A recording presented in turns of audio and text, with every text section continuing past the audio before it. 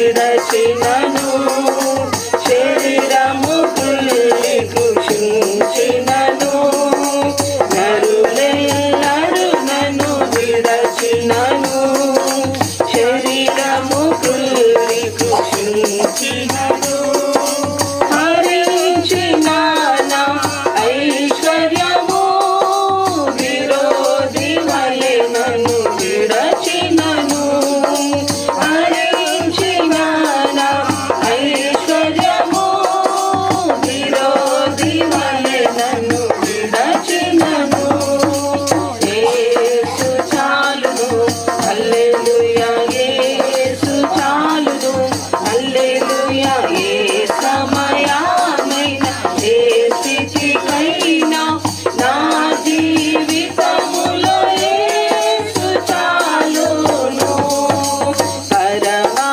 జీవము నాకు నీవా తిరిగి లేచెను నాతోనుండా పరమా జీవము నాకు నీవా తిరిగి లేచెను నాతోనుండా నిరంతరము నడిపించును మరల వచ్చి యేసుకొని పోవును నిరంతరము నడిపించును మరల వచ్చి యేసుకొని పోవును యేసు చాలును హల్లెలూయా యేసు చాలును హల్లెలూయా ఏ సమయమైన ఏ స్థితికైనా నా జీవితములో యేసు చాలును హల్లెలూయా అమ్మగారు ఇటు కూర్చోండి.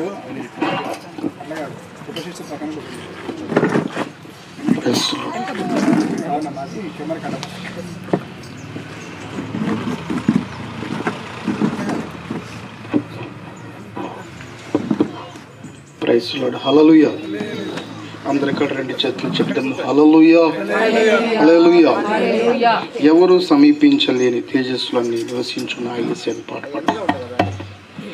ఎవరు సమీపించలేని తేజస్సులో నివసించు నా యేసయ్యా ఎవరు సమీపించలేని తేజస్సులో నివసించు నా యేసయ్యా నీ మహిమను ధరించిన పరిశుద్ధులు నా కంటబడగానే నీ మహిమను ధరించిన పరిశుద్ధులు నా కంటబడగానే ఏ మౌదును నే మౌదును ఏ మౌదును నేనే మౌదును ఏ మౌదును నేనే మౌదును ఏ మౌదును నేనే మౌదును ఎవరు సమీపించలేని తేజస్సులో నివసించు నా యేసయ్యా ఇహలోక బంధాలు మరచి నీ ఎదుటే నేను నిలచి ఇహలోక బంధాలు మరచి నీ ఎదుటే నేను నిలచి నీవిచ్చు బహుమతులు నే స్వీకరించి నిత్యానందముతో పరవశించు వేళ నీవిచ్చు బహుమతులు నే స్వీకరించి నిత్యానందముతో పరవశించు వేళ ఏ మౌదును నేనే మౌదును ఏ మౌదును నేనే మౌదును ఏ మౌదును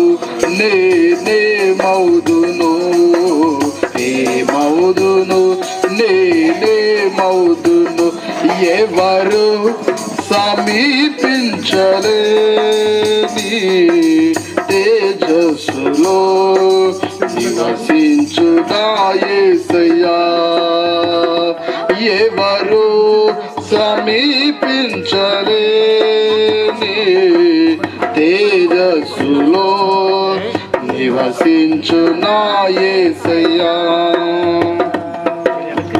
పరలోక మహిమను తలచి నీ పద పద్మములపై వరిగే. పరలోక మహిమను తలచి నీ పద పద్మములపై వరిగే. పరలోక సైన సమూహాలతో కలిసి నిత్యారాధన చేయు ప్రశాంత వేళ. పరలోక సైన సమూహాలతో కలిసి నిత్యారాధన చేయు ప్రశాంత వేళ. ఏ మౌదును అందరూ చప్పుడు కొడుతూ అందరూ వెనక నేనే మౌదును ఏ మౌదును నేనే మౌదును ఏ మౌదును నేనే మౌదును. ఎవరు సమీపించలేని తేజస్సులో నివసించునా యేసయ్యా.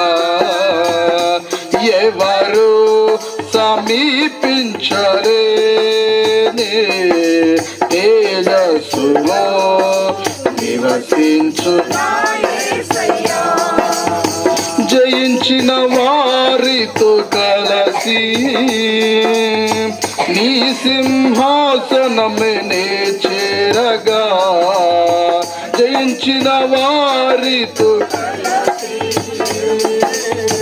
నీ సింహాసనమే చేరగా. ఎవరికి తెలియని ఓ కొత్త పేరుతో నిత్య మహిమలో నన్ను పిలచే శుభవేళ.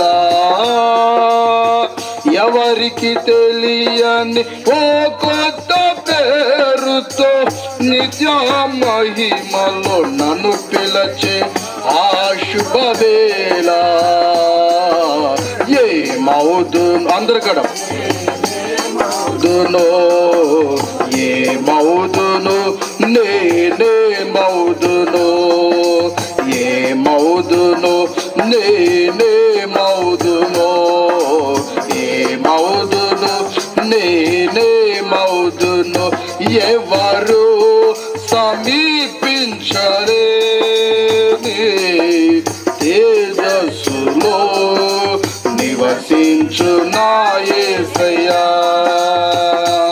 ఎవరు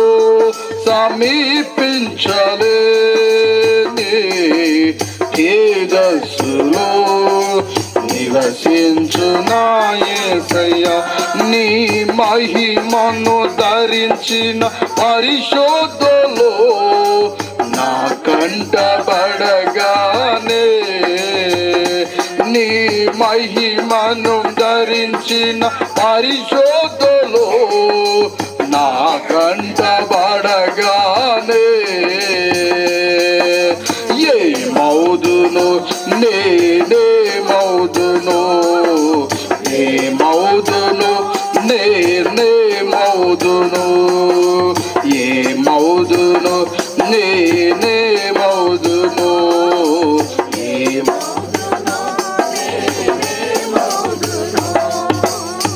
ప్రైజ్ లార్డ్. హల్లెలూయా. రెండో పాటగా నా యేసయ్యా యేసయ్యా నా యేసయ్యా. నీ తోడు నాకుండగా ఒంటరిని కానెన్నడు. నీ తోడు నాకుండగా ఒంటరిని కానెన్నడు. అల్పుడనై ఉన్న నన్ను చేసితివా అనాది నీ ప్రేమయే నన్నెంతో బలపరచెనే అల్పుడనయ్యున్న నన్ను చేరదీసితివా అనాది నీ ప్రేమయే నన్నెంతో బలపరచెనే ఆనందభరితుడనై వేచియుందును నీ రాకకై ఆనందభరితుడనై వేచియుందును నీ రాకకై ఆదరణ కర్తవు అనాథునిగా విడువవు నీ తోడు నాకుండగా ఒంటరిని కానెన్నడు నీ తోడు నాకుండగా ఒంటరిని కానెన్నడు నీ నిత్య కృపలోనే ఆదరణ కలిగినే నీ కృపాదానమే నన్నిలలో నిలిపెనే నీ నిత్య కృపలోనే ఆదరణ కలిగినే నీ కృపాదానమే నన్నిలలో నిలిపెనే నీ నిత్య కృపలోనే నన్ను స్థిరపరచు కడవరకు నీ నిత్య కృపలోనే నన్ను స్థిరపరచు ఆదరణ కర్తవు అనాథునిగా విడువవు నీ తోడు నాకుండగా ఒంటరిని కానెన్నడు నీ తోడు నాకుండగా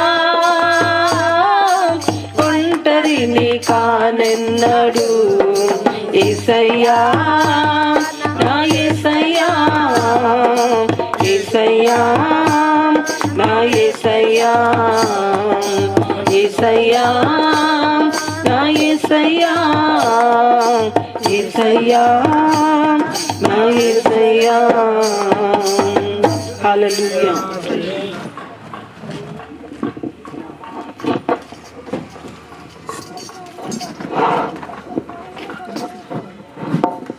Praise the Lord.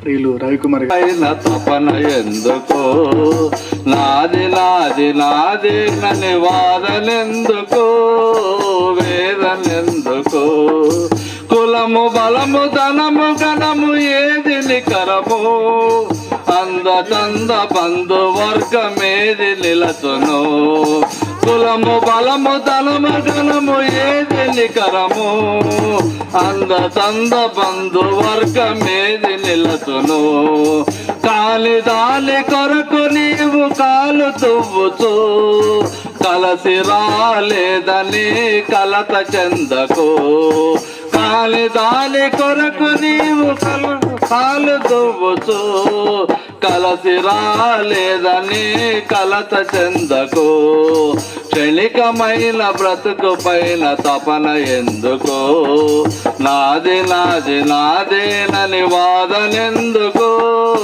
వేదనెందుకు క్రీస్తు యేసు రాజ్యం ఒకటి ఉంది తెలియునా స్వచ్ఛమైన పాలనయే జరుగునచ్చట క్రీస్తు యేసు రాజ్యం ఒకటి ఉంది తెలియునా స్వచ్ఛమైన పాలనయే జరుగునచ్చట యేసు క్రీస్తు ఎల్లవేళ రాజ్యమేలగా నీతి న్యాయములు ఎప్పుడు జరుగునచ్చట యేసు క్రీస్తు ఎల్లవేళ రాజ్యమేలగా నీతి న్యాయములు ఎప్పుడు జరుగునచ్చట. క్షణికమైన బ్రతుకు పైన తపన ఎందుకు, నాది నాది నాదేనని వాదనెందుకు, వేదనెందుకు. వందనాలు. మంచిది. సమయమున దేవుని దాసులు మొదటి తెస్సలోనిక 4వ అధ్యాయము 13 నుంచి 18 వరకు చదివినిపిస్తాను.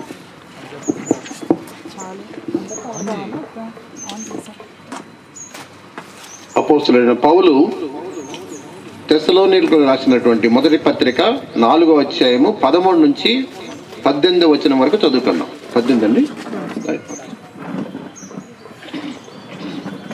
అందరూ బైబిల్ తెలిసినట్లయితే చూస్తూ ఉంటే బాగుంటుందని నా ఉద్దేశం. సహోదరులారా, నిరీక్షణ లేని ఇతరుల వలె మీరు దుఃఖపడకుండా నిమిత్తము నిద్రించుతున్న వారిని గూర్చి మీకు తెలియకుండా మాకు ఇష్టము లేదు. యేసు మృతి పొంది తిరిగి లేచినని మనము నమ్మిన ఎడల అదే ప్రకారము యేసునందు నిద్రించిన వారిని దేవుడు ఆయనతో కూడా వెంట పెట్టుకొని వచ్చును. మేము ప్రభు మాటను బట్టి మీతో చెప్పున్నది ఏమనగా, ప్రభు రాకడ వరకు సజీవులమై నిలిచి ఉండు మనము నిద్రించిన వారి కంటే ముందుగా ఆయన సన్నిధి చేరము. ఆర్భాటముతోనూ ప్రధాన దూత శబ్దముతోనూ దేవుని బోరతోనూ పరలోకము నుండి ప్రభువు దిగివచ్చును. క్రీస్తునందుండి మృతులైన వారు మొదట లేతురు.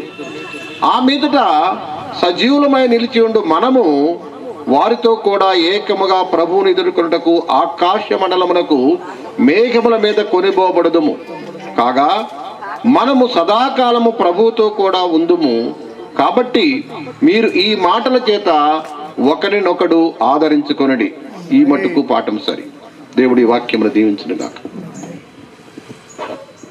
మంచిది. సమయమున మరి సాక్ష్యములు తెలియజేయాలి. మొదటగా రాన్ సిస్టర్ గారు ప్రభునందు నిద్రించినటువంటి మరి విజయరాజేశ్వరి గారిని జ్ఞాపకం చేసుకుంటూ ప్రభువులో మనకున్నటువంటి ఆదరణ పొందుదాం. తర్వాత వారి యొక్క మంచి పనులు, ఎందుకంటే దేవుని యందు భయభక్తులు కలిగిన స్త్రీ కొనియాడబడిన వాక్యంలో ఉంది కదా, కనుక అవన్నీ కూడా వివరించవలసిందిగా సమయం వారికి అప్పగిస్తుంది.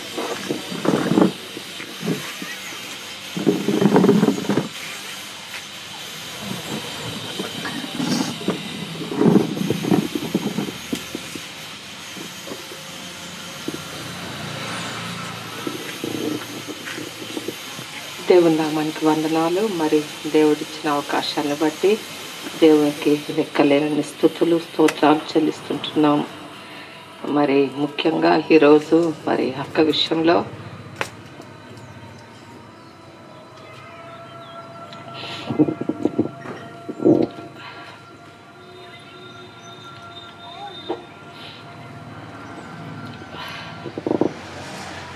కొడుకున్నాం. మరి మాకెంతో దుఃఖకరమైన విషయం.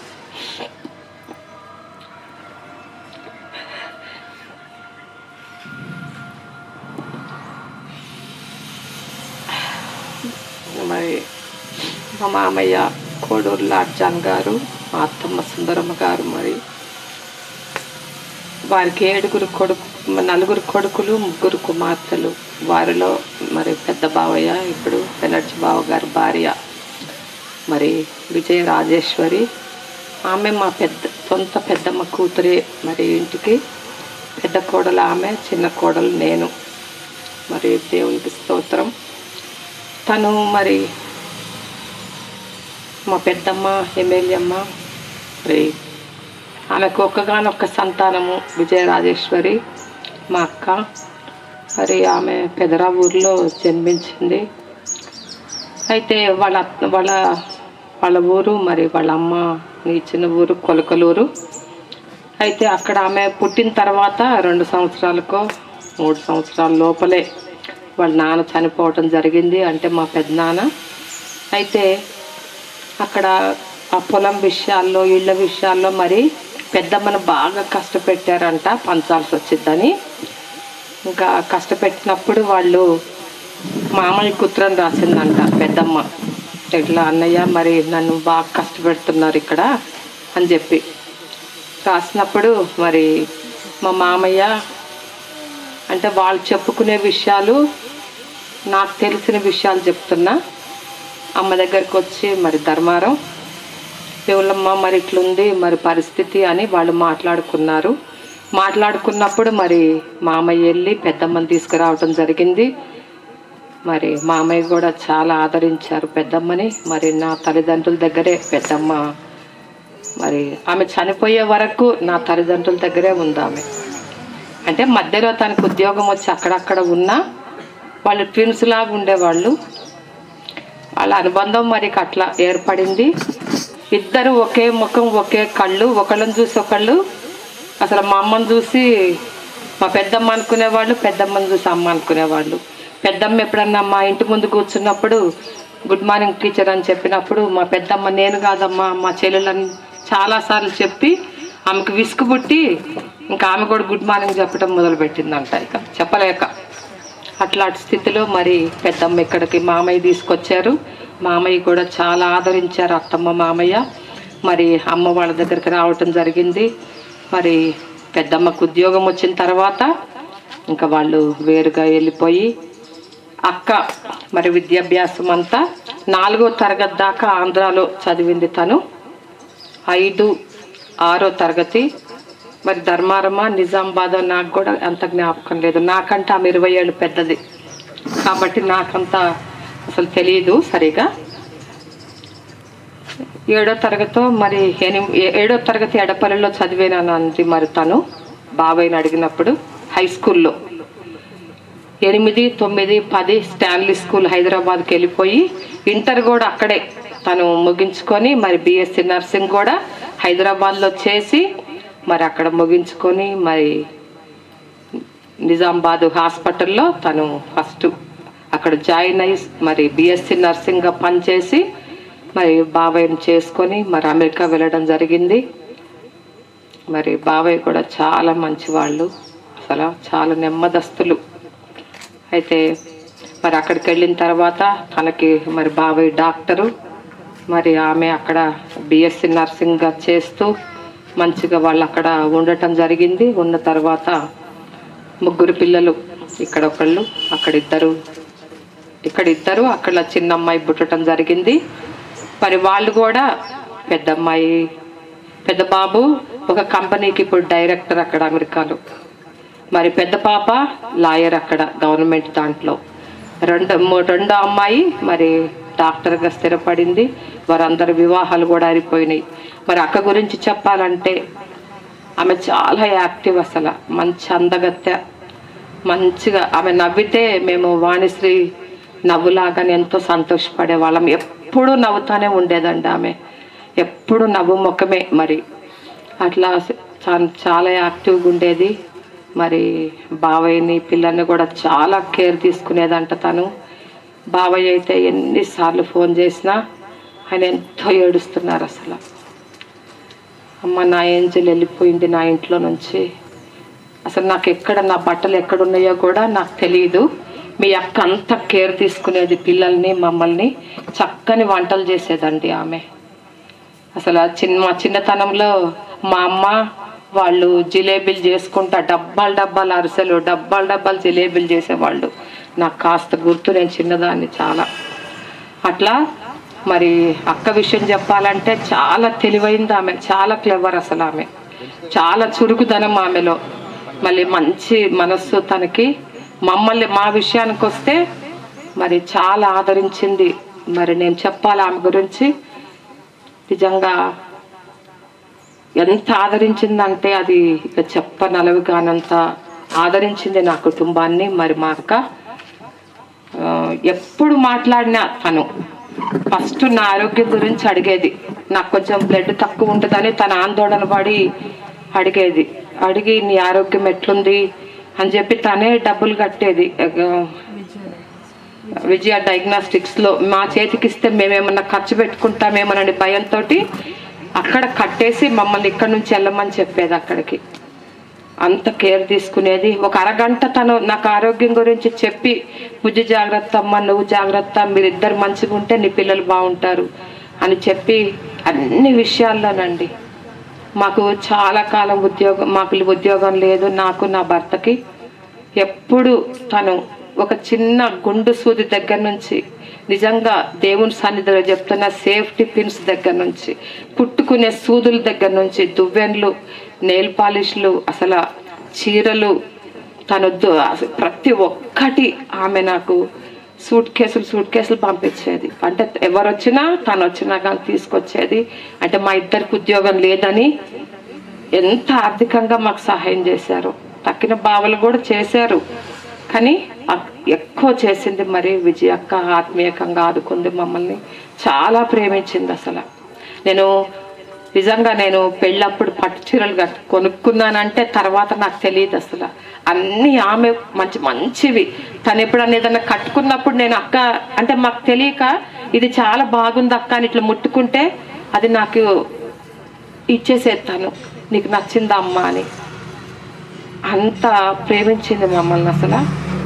మరి అక్క కుటుంబ జీవితంలో కూడా తన భర్తని, తన పిల్లల్ని ఎంతో ప్రేమించింది. మా కుటుంబాన్ని అందరినీ కూడా ఎంత ఆదరించి, మరి అలాంటి మంచి వ్యక్తి మేము పోగొట్టుకున్నాము. మరి నాకైతే నా కుటుంబానికి చాలా లోటు ఆమె లేకపోవడం.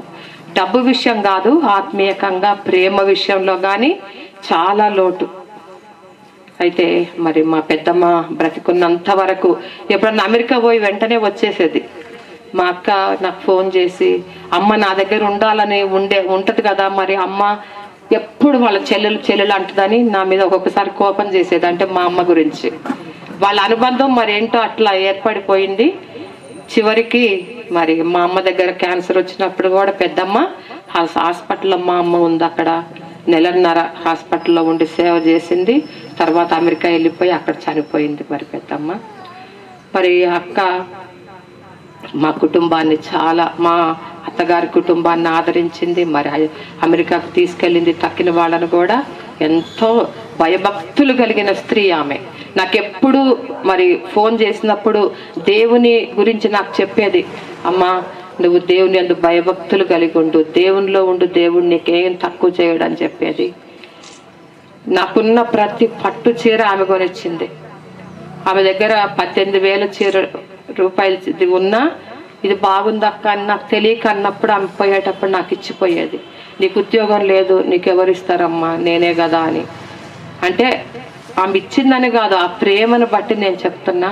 ఆ ప్రేమను నేను మర్చిపోలేని ప్రేమ అది అసలు. నిజంగా మా కుటుంబానికి ఎంతో లోటు అది. మరి అక్క చనిపోవడం, నా గుండె అయితే అక్క లేదు అనే మాట తట్టుకోలేక ఏడ్చి అసలు ఎంత బాధపడ్డామంటే అంత బాధపడ్డాము. పిల్లలు అక్కడ బావయ్య అయితే ఎన్నిసార్లు ఫోన్ చేసినా చిన్న పిల్లోళ్ళలాగా ఎంత ఏడ్చారో అసలు.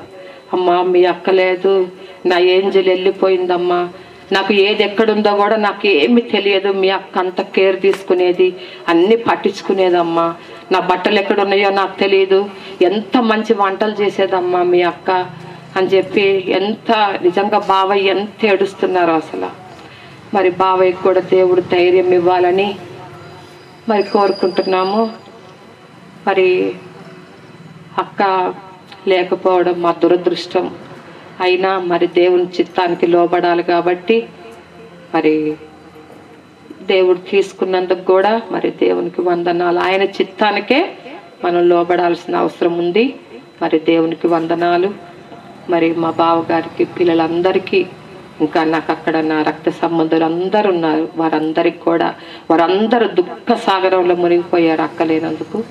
మరి ఇక్కడ ఉన్న మేము కూడా అదే విధమైన దుఃఖంలో ఉన్నాము. మరి ఎప్పుడైనా మధ్యరాత్రి నాకు మెలకు వచ్చి అక్క లేదు అనే మాట అసలు నేను అది తట్టుకోలేకపోతున్నా. మరి దేవుడు మమ్మల్ని కూడా ఆదరించాలని దేవుణ్ణి కోరుకుంటున్నా. నా బావగారులందరూ మేము పైకి రావడానికి, నా పిల్లల ఆ స్థితిలో ఉండటానికి మొదట దేవుడు, తర్వాత అందరి ప్రార్థన, నా బావగారుల సహకారం, నా తోడుకోడళ్ళు, నా అక్క సహకారం ఎంత అంటే అది చెప్పలేని సహకారం నాకు నిజంగా. మరి ఈరోజు నేను మరి నా అక్కని జ్ఞాపకం చేసుకుంటున్నా.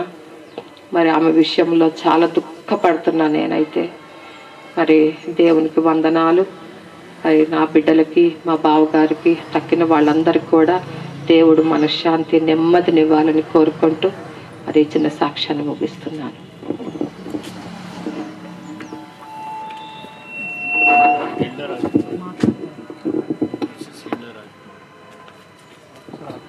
సమయమున మరి రాజు గారి మిస్సెస్ గారు దయచేసి వారు కూడా వచ్చి కొన్ని విషయాలు తెలియపరచవలసిందిగా, సాక్ష్యం చెప్పవలసిందిగా వారిని ఆహ్వానిస్తున్నాను. ఈ సమయంలో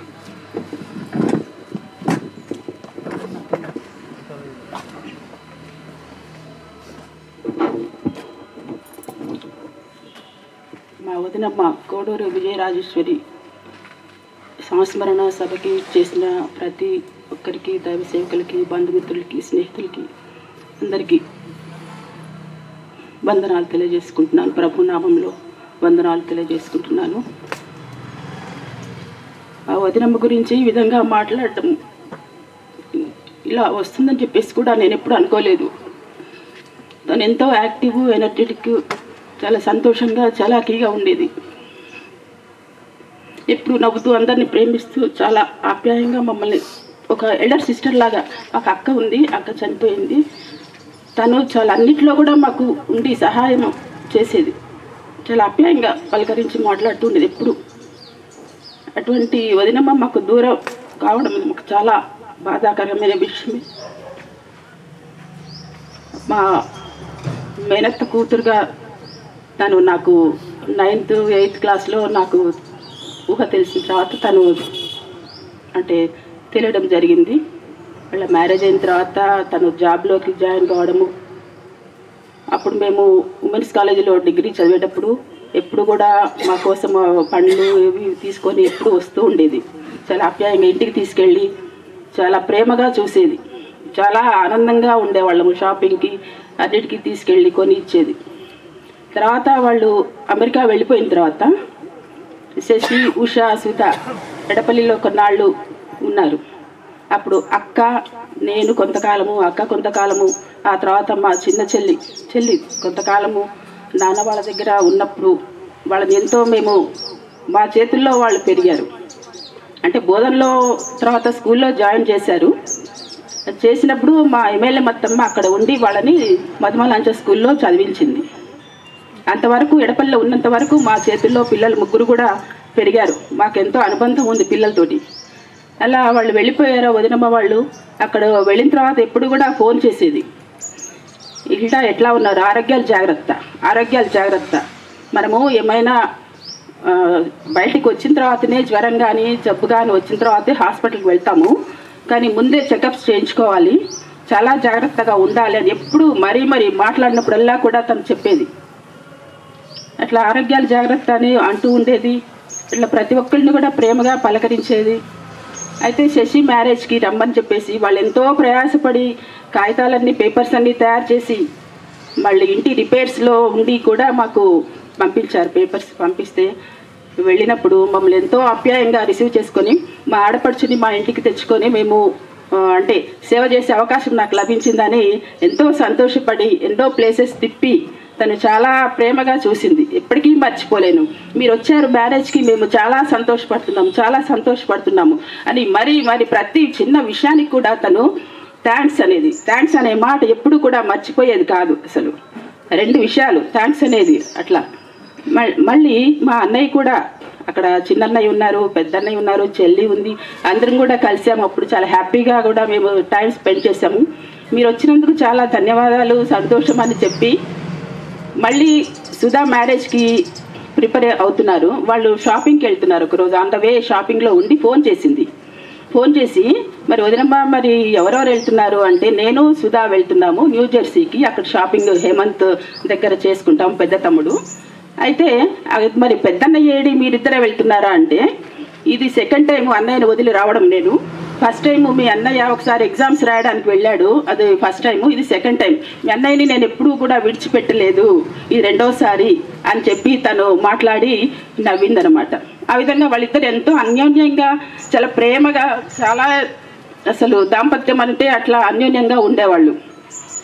అలాంటిది వదినమ్మ సడన్గా ఇలా చేసి సుధా మ్యారేజ్ నుంచి మేము ఇండియాకి వచ్చేటప్పుడు అక్కడ మా పాప దగ్గరికి వెళ్ళాము, నిహారిక దగ్గరికి వెళ్తే అక్కడ కొన్నాళ్ళు ఉండి బయలుదేరే ముందు రోజు మేము ఫోన్ చేసాము, వదినమ్మా ఇట్లా వెళ్తున్నాము మరి అని చెప్పినప్పుడు సేఫ్గా వెళ్ళండి, ఉండండి నేను ప్రేయర్ చేస్తాను అని చెప్పేసి ఫోన్లో ప్రేయర్ చేసి మరి జాగ్రత్తగా వెళ్ళండి, ఆరోగ్యాలు జాగ్రత్త అని అన్నీ చెప్పి ప్రార్థన చేసింది. చేసి ప్రీతం పెళ్ళికి నేను వస్తాను, మీ అన్నయ్య నేను తప్పకుండా వస్తాము. అప్పుడు మేము ఏప్రిల్లో వెళ్ళి మేలో వచ్చాము ఇండియాకి. అయితే ప్రీతం పెళ్ళి అప్పుడు జూలైలో అవుతుంది అనుకున్నాం, కానీ మరి దైవ నిర్ణయము నవంబర్లో కావడం జరిగింది. అప్పుడు మేము మేలో ఇండియాకి వచ్చినప్పుడు వచ్చిన 10 డేస్కే తనకి ఈ విధంగా ఉందని చెప్పేసి మాకు షాకింగ్ న్యూస్ తెలియపరిచారు. చాలా మేము అప్సెట్ అయ్యాము. సుధా పెళ్లిలో కూడా చాలా హ్యాపీగా తిరిగింది. మా దగ్గరికి రిసెప్షన్లో టేబుల్ దగ్గరికి వచ్చి మీల్స్ ఎలా ఉన్నాయి, బాగున్నాయా అని చెప్పేసి భుజం మీద తట్టి చెయ్యి వేసి చాలా ఆప్యాయంగా మర్చిపోలేనటువంటి ప్రేమ చూపించింది మా అందరి మీద. అలా మేము ఇండియాకి వచ్చేసాము. వచ్చిన తర్వాత ఇట్లాంటి న్యూస్ వినవలసి వస్తుందని చెప్పేసి కూడా మేము కలలో కూడా ఊహించలేదు. తర్వాత తను చాలా సిక్ అయిపోయి మా చెల్లెలు కూడా చిన్న చెల్లెలు అక్కడ ఉండి 2 months తన దగ్గర ఉండి హెల్ప్ఫుల్గా ఉంటుంది అన్నయ్యకి అని చెప్పేసి 2 months తను ఉండి వాళ్ళకి హెల్ప్ చేసింది. అక్కడ ఉన్నటువంటి చిన్నన్నయ్య హేమంత్ కూడా అప్పుడప్పుడు వాళ్ళ ఫ్యామిలీతోటి బ్యూలా తనతోటి కూడా వెళ్ళి వాళ్ళకి అన్నీ ఇచ్చి మరి వాళ్ళని ఓదార్చేవాళ్ళు. ఎంత చేసినా భార్య సిక్కిగా ఉన్నప్పుడు ఎవరికైనా చాలా బాధాకరమైన విషయమే. ఆ విధంగా దేవుడు మరి తనని తన దగ్గరకు తీసుకొని తన చేతుల్లో విశ్రాంతినిచ్చాడని నేను భావిస్తున్నాను. ఆ స్థితిలో ఉంచాడు దేవుడు వాళ్ళని. ఉన్నతమైన స్థితిలో మా తల్లిదండ్రుల యొక్క దీవెనలు, వాళ్ళ యొక్క ప్రార్థనల వల్ల మేము ఇలా ఉన్నాము. ఇది మా అందరికీ కూడా వదిన దూరం కావడం మా అందరికీ కూడా ఎంతో బాధ కలిగిన విషయమే, మర్చిపోలేము. శశి, ఉష, ఇంకా సుధకి వాళ్ళ ఫ్యామిలీస్కి అన్నయ్యకి అయితే చాలా వేదన కలిగినటువంటి విషయమే. దేవుడు వాళ్ళకి తోడుగా ఉండి ఓదార్పు, మన ఆదరణకర్త అయిన దేవుడు మనకు ఉన్నాడు కాబట్టి ఆదరించి వాళ్ళకి తోడుగా ఉండి వాళ్ళకి ధైర్యాన్ని ఇచ్చి తిరిగి మామూలు రొటీన్ వ్యవస్థలోకి వెళ్ళిపోవాలి అని దేవుడిని ప్రార్థిస్తున్నాను. అన్నయ్య కొన్నాళ్ళు మామూలుగా అయిపోయిన తర్వాత నేను జాబ్కి వెళ్తాను, లేకపోతే నేను అదే జ్ఞాపకాల్లో ఉంటాను అని చెప్పి మాట్లాడుతూ ఉన్నారు. సో అందరూ కూడా వాళ్ళకి కొంచెం ఓదార్పు, దేవుడు వాళ్ళకి తోడుగా ఉండాలని చెప్పేసి ఓదార్పు కలిగించాలని ప్రార్థిస్తున్నాను.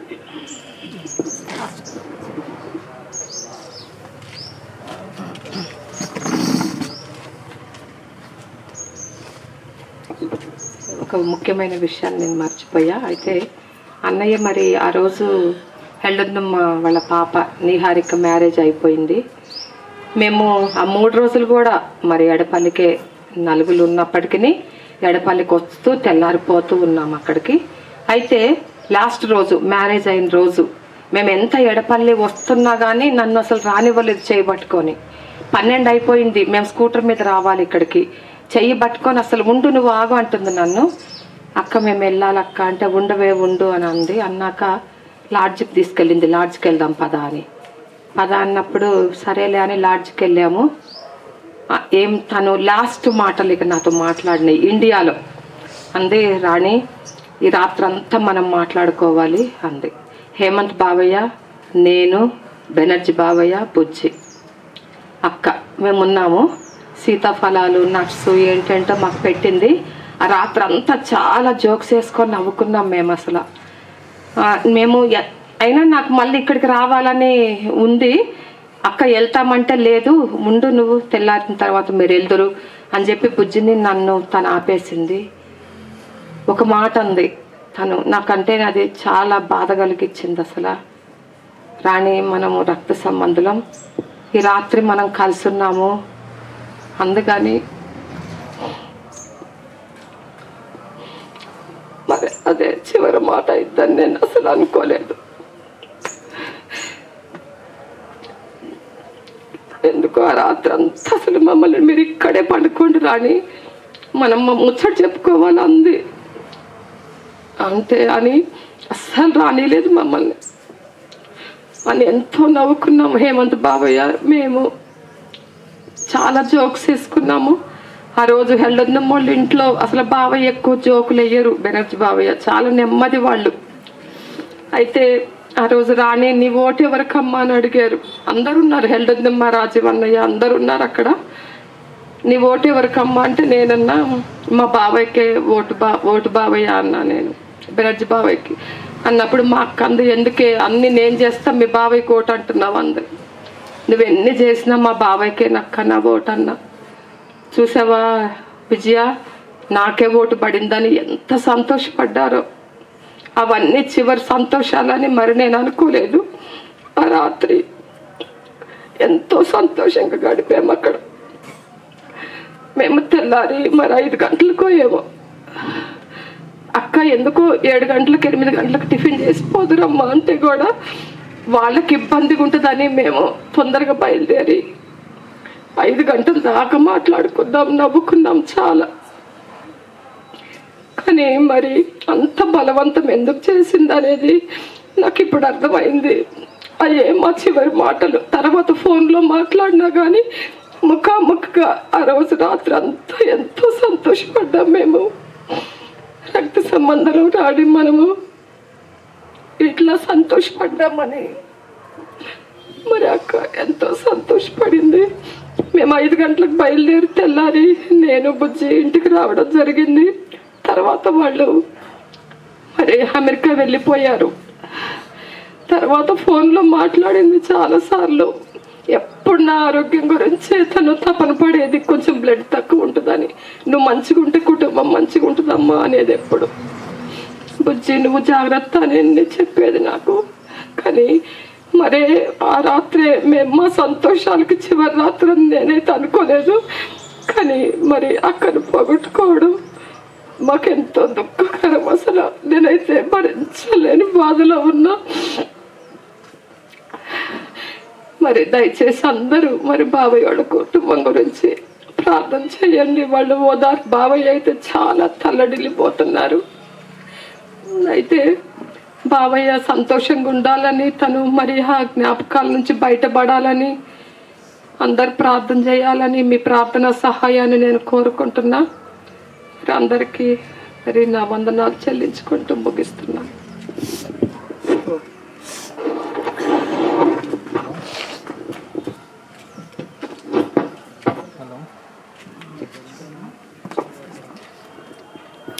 తను కట్టుబాటు జరిగిన తర్వాత ప్రభుత్వ ఉన్నది అనేటువంటి గొప్ప శుభప్రదమైనటువంటి నిరీక్షణ కలిగి ఉన్నాం.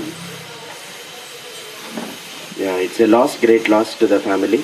ద సేమ్ మూమెంట్ దేవుని యొక్క సన్నిధిలో మనం అందరం కూడా ఉండాలని ఇష్టపడుతున్నాం. పౌలు చెప్పినట్లుగా ఆమె సేఫ్ ప్లేస్లో ఉన్నది అనేటువంటి విషయాన్ని నేనైతే మేము కుటుంబంగా ఆదరించబడ్డాం.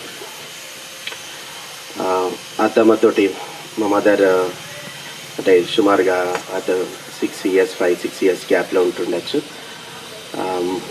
మామయ్య వాళ్ళిద్దరు అయిన తర్వాత మా మమ్మీ ఎల్డర్ వన్గా చాలా విషయాలు తను షేర్ చేసేది. అంటే నాకు కొంచెం ఎక్కువ రిలేటివ్స్ గురించి, ఎందుకంటే మా మదర్ పెదరావుల్లో పెరిగిందంట. తను 5th క్లాస్ వరకు పెరిగాను. రిలేటివ్స్ అందరి గురించి చెప్పారు అన్నట్టు. సో వాటిలో కొన్ని ఇన్సిడెంట్స్ చెప్పాలని ఆశపడుతున్నాను. మా మమ్మీ తర్వాత మా వదినమ్మ ఉండేది. చాలా విషయాల్లో తను మమ్మల్ని నడిపించేది. ఆమెతో మేము అన్నీ షేర్ చేసుకునే వాళ్ళం అనేటువంటి ఒక విషయం చెప్పింది. తర్వాత మా ఫాదర్ నిజామాబాద్లో మినిస్ట్రీకి వచ్చిన తర్వాత హెబ్రోన్ మందిరంలో తన యొక్క కాలేజ్ మేట్ ఒక ఆమె ద్వారా మా మమ్మీ ఆ మందిరానికి నడిపించడం అయింది.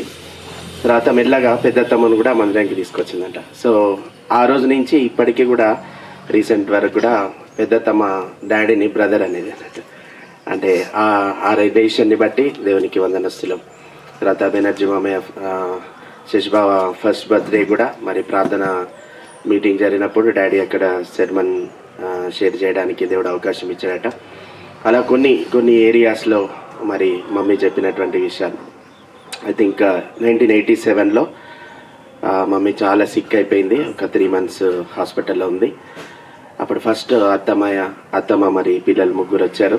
వచ్చిన తర్వాత అత్తమ్మ was the first person to come, అంటే వచ్చి మమ్మీతో మాట్లాడి చాలా సార్లు స్పెండ్ చేసి తనతో ఉంది అన్నట్టు. మామయ్య వాళ్ళు యుఎస్ఎంఎల్ ఎగ్జామ్కి కూడా సింగపూర్కి వెళ్ళి రాసేవాళ్ళు. అప్పుడు ఇండియాలో సెంటర్ లేదట.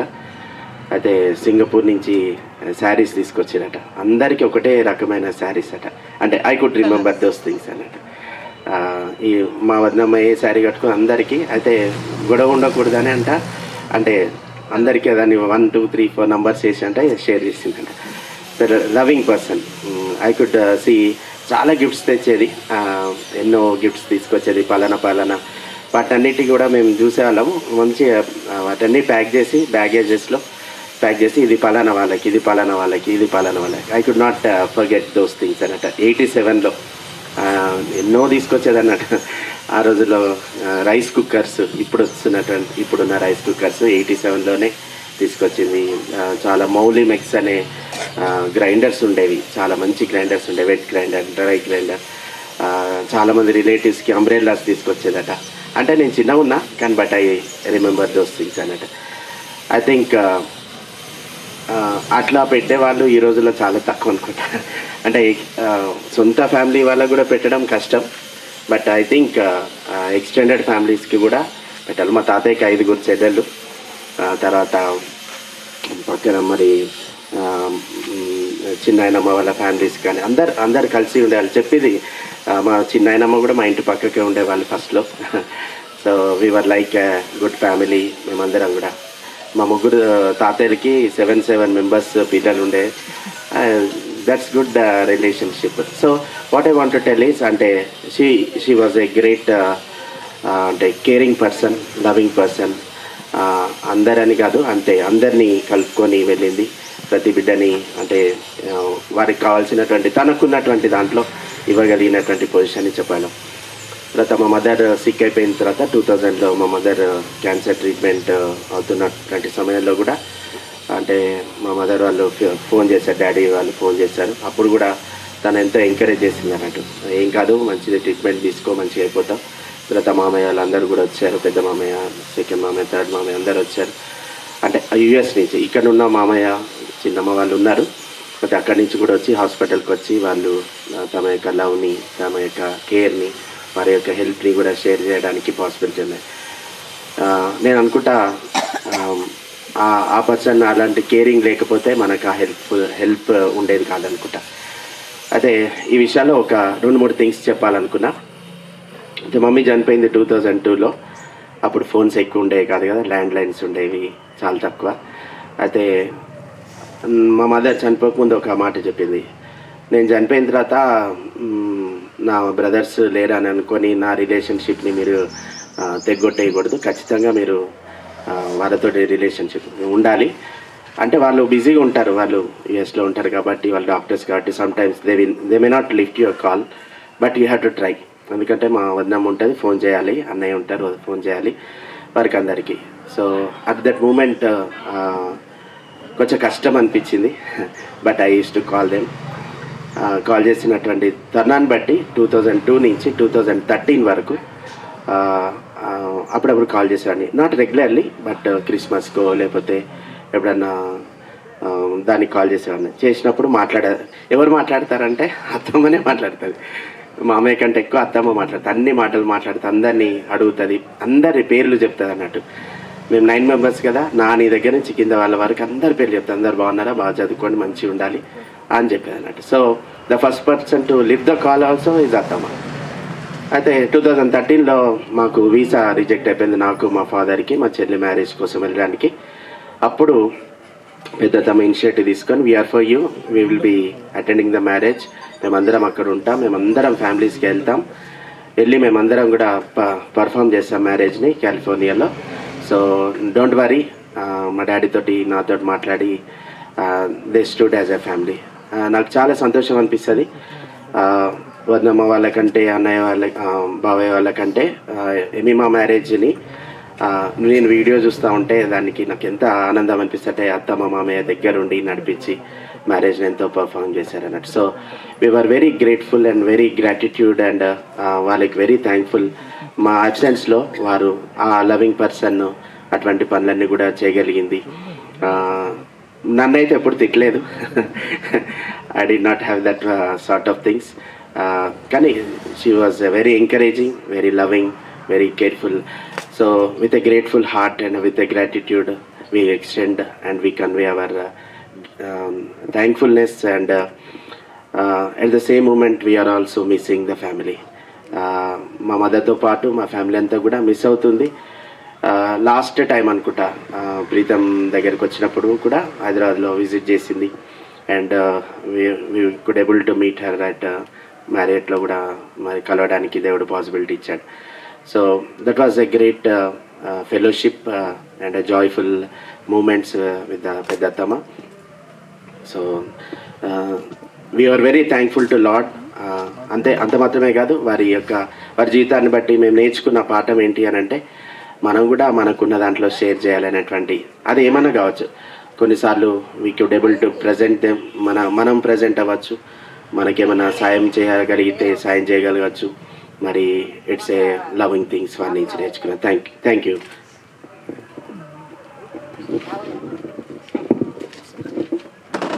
Sorry for the disturbance. మరి సభాధ్యక్షులు మనకి సుపరిచితులు పాస్టర్ గారికి మధ్యలో కొంచెం ఆటంకం కలుగజేస్తున్నాను, క్షమించాలి.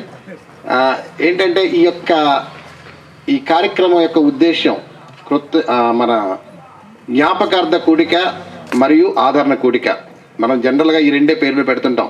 కాబట్టి వచ్చిన వారందరూ ఎవరైతే వారికి పరిచయం ఉన్నారో వారందరూ కూడా ఒక 2 minutes వారి గురించి, మరి వారికి ఆదరణ కలిగే మాటలన్నా మీరు చెప్పాలని నేను కోరుకుంటున్నాను. ఒక 2 నిమిషాలు, ఎందుకంటే వీడియో నడుస్తుంది. ఆ వీడియో కూడా మరి అక్కడ పంపించినట్టయితే వారు కొంచెం ఆదరణ పొందుతారనే ఉద్దేశంతో నేను తెలియజేస్తున్నాను. కాబట్టి మరి బెనర్జీ గారిని వారి యొక్క కుటుంబానికి ఆదరణ కలిగే మాటలు, వారిని జ్ఞాపకం చేసుకునే మాటలు కొన్ని 2 నిమిషాలు ఒక్కొక్కళ్ళు కండోలెన్సెస్ అన్న తెలియజేయాలని నేను మిమ్మల్ని అందరినీ కూడా రిక్వెస్ట్ చేస్తున్నాను. ఒక్కొక్కడు వచ్చి దయచేసి చెప్పవలసిందిగా. ఇప్పటికే చాలా టైం అయింది కాబట్టి సమయాన్ని కూడా 1:15 నిమిషాలు అయింది. మరి ఎన్ని గంటలకు ముగించాలో? 2 o'clockకి. కాబట్టి మనం 2 నిమిషాలు తీసుకున్నట్లయితే దగ్గర 20 మంది వరకు మాట్లాడచ్చు. Okay, thank you. వాసు గారు వచ్చి తెలియపరచవలసిందిగా నన్ను ఆహ్వానిస్తున్నాం.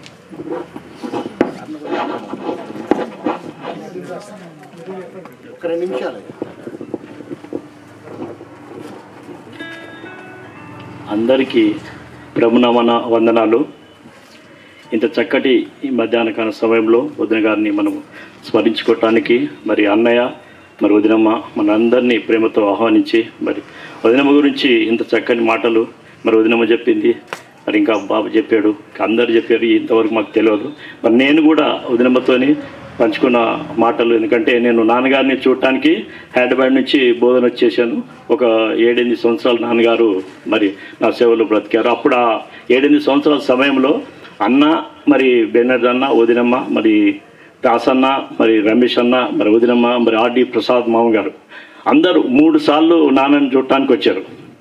వచ్చినప్పుడల్లా నాన్న ఎంత సంతోషించేవాడంటే, అయ్యా చూడరా అంత దూరం నుంచి వాళ్ళు నన్ను చూడటానికి వచ్చారు, మరి నాన్నగారు కొడుకులు, మరి ఆ ప్రేమ చూడరా అంత దూరం ఎక్కడ కాదు, అమెరికాలో ఉంటూ మరి మనల్ని జ్ఞాపకం చేసుకోవటానికి, మరి నన్ను చూడటానికి వచ్చారు. ఈ విధంగా కుటుంబాలు ప్రేమతో ఉండాలయా, మరి ఇదే దేవుని ప్రేమ అని నాన్న చెప్తున్నప్పుడు, మరి వదినమ్మ కూడా నాన్నను వాటేసుకొని, మామయ్య మీరు చాలా అదృష్టవంతులు, మీరు చాలా గ్రేట్, ఎందుకంటే ఇంత చక్కని కుటుంబాన్ని ఇంత పెద్దగా చేసి చక్కని కుమారుడు ద్వారా మీరు ఇంతమంది మంచి సేవలు అందుకుంటూ మరి మమ్మల్ని కూడా చూడటానికి మీ మనసు ప్రేరేపించి మీ దగ్గరకు వచ్చాం. మీరు చాలా సంతోషంగా ఉన్నారు, హ్యాపీగా ఉన్నారు. దేవుడు మిమ్మల్ని మంచిగా ఇంకా ముందుకు తీసుకెళ్తూ ఉంటాడు, ఎలాంటి బాధపడవద్దు, మీరు మంచిగా ఉన్నారని చెప్పారు. వాళ్ళు పోయినాక మళ్ళీ అమెరికాకి అక్కడి నుంచి నాకు ఫోన్ చేశారు, బెనర్జీ చేశారు, దాసన్న చేశారు, అయ్యా బాబు నాన్నని చక్కగా చూసుకుంటున్నావయ్యా, గ్రేట్, మేము అట్లా నాన్న ఉన్నాడనే మేము చూడటానికి రాగలిగాం అయ్యా. మరి కాబట్టి తల్లిదండ్రుల్ని మనం ప్రేమించాలి, మరి ఆ ప్రేమ పొందాలి. ఆ విధంగా మరి వదినమ్మ కూడా ఎంతో ఇదిగా, అయ్యా బాబు మరి చాలా మంచిగా నాన్నని చూసుకుంటున్నావు, నువ్వు చాలా గొప్పవాడయ్యా, దేవుని ప్రేమ నీలో ఉంది, మరి ఆ ప్రేమలు ఉన్నప్పుడే మన కుటుంబాలు నిలుస్తాయి, మనం దేవుని సన్నిధిలో మరి ఎంతగా అభివృద్ధిలో వెళ్తాము అని చెప్తూ ఉండేది. మరి నాకు కూడా తెలిసిన ఊహ అనుగుణంగా మరి ఎమ్మెల్యే మొత్తమ్మ సింగయ్య సార్ ఇంటి దగ్గర రెంట్కు ఉండేది. 80s మాట 81 అనుకుంటా, అయితే బాబు శశిని నేను వెళ్ళి పలకరిస్తూ ఉన్నాను, పిల్లల్ని వెళ్ళి పలకరిస్తూ ఉన్నాను, అత్తమ్మని కూడా వెళ్ళి పలకరిస్తూ ఉన్నాను. అప్పుడు కూడా ఒకసారి వదినమ్మ నాకు కలిసి ఆయా పిల్లలు ఉంటారు, పిల్లలు కూడా నువ్వు చూస్తుంటా అన్నట్టుగా ఉండేది. అప్పుడు నేను కూడా చిన్న క్లాసే, జస్ట్ నాది 5th or 4th అనుకోండి. అయిన మట్టుకి నా వాళ్ళు ఉన్నారు అని నేను సైకిల్ దొక్కుంటూ వెళ్ళి వాళ్ళని పలకరించి వచ్చేవాడు. ఎందుకంటే మరి మన వాళ్ళు ఉన్నప్పుడు మనం ఆ ప్రేమను అక్కడికి వెళ్ళి 2 మాటలు మాట్లాడి వాళ్ళతో సంతోషిస్తూ వస్తే మనకు కూడా చాలా సంతోషంగా ఉంటుంది అని చెప్పేవాడు అన్నట్టు. ఆ విధంగా మరి వదినమ్మ చాలా ప్రేమ కలిగిన మనిషి. ఆమె పేరులోనే విజయం, ఎందుకంటే ఆమె చూపు చక్కని చూపు, ఆమె మనస్సు చాలా గొప్ప మనస్సు, ఆమె ఆలోచన గొప్ప ఆలోచన, ఆమె క్రియలు నడక అన్నీ కూడా దేవుడు మెచ్చుకునే అంత మహా మనిషి మరి మన మధ్యలో లేదు. ఎంతో బాధ కలుగుతుంది. మరి అన్న ఫోన్ చేసి చెప్పాడు, విజయన్న అన్న ఉదయమ్మ చనిపోయింది వాసు అని. చాలా చాలా బాధపడ్డాం నేను అన్న, ఎందుకంటే ఉదయమ్మ దాసన్న పెళ్ళప్పుడు మమ్మల్ని అందరినీ ఇక్కడి నుంచి బస్సులో తీసుకెళ్ళి విజయవాడలో పెళ్ళి అయిపోయింది. మేము వెళ్తూ ఉంటే పిలిచింది, అయ్యా ఇటు రా అంది. ఏంటమ్మా అంటే మీరు వెళ్ళిపోతున్నారంట కదా అని చెప్పి మాకు మరి ఛార్జీలకి డబ్బులు ఇచ్చింది.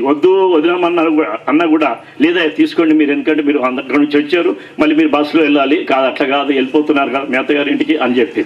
అయితే నేను చెప్తాను, ఎందుకంటే మనుషులు మనం ఎంతో సంపాదించడం మాత్రాన్ని ఎవరు ఏం తీసుకొని వెళ్ళలేరు. ఈ ప్రేమ అనే ఈ గొప్ప విజయంలో ఈ విధంగా మనం మీరు మాట్లాడుకోవటానికి మనుషులు ఎప్పుడైతే బ్రతికినప్పుడు బ్రతకటం కాదు, చనిపోయినాక బ్రతికి ఇలాంటి మాటలు మనం మనసుల ద్వారా దేవుని ప్రేమలో అందరం పొందాలని, మరి ఈ విధంగా అందరూ ఈ ప్రేమానురాలతో తన జీవితాన్ని ముందుకు తీసుకెళ్లాలని మరి వదినమ్మ ఈ విధంగా వెళ్ళిపోయినందుకు బాగా మరి అన్నగారికి పిల్లలకి మన అందరం వదినమ్మ చెప్పినట్టు మన డైలీ ప్రార్థనలో వాళ్ళకి మంచి ధైర్యాన్ని ఇవ్వాలని, వదినమ్మ దేవునందు గొప్పగా నిత్య వెలుగులో ఎంతో ఆనందంగా ఉండాలని మరి మనస్ఫూర్తిగా కోరుకుంటూ ఈ అవకాశం ఇచ్చినందుకు అందరికీ వందనాలు తెలుపుతున్నాం. Thank you. రాజు సార్ గారు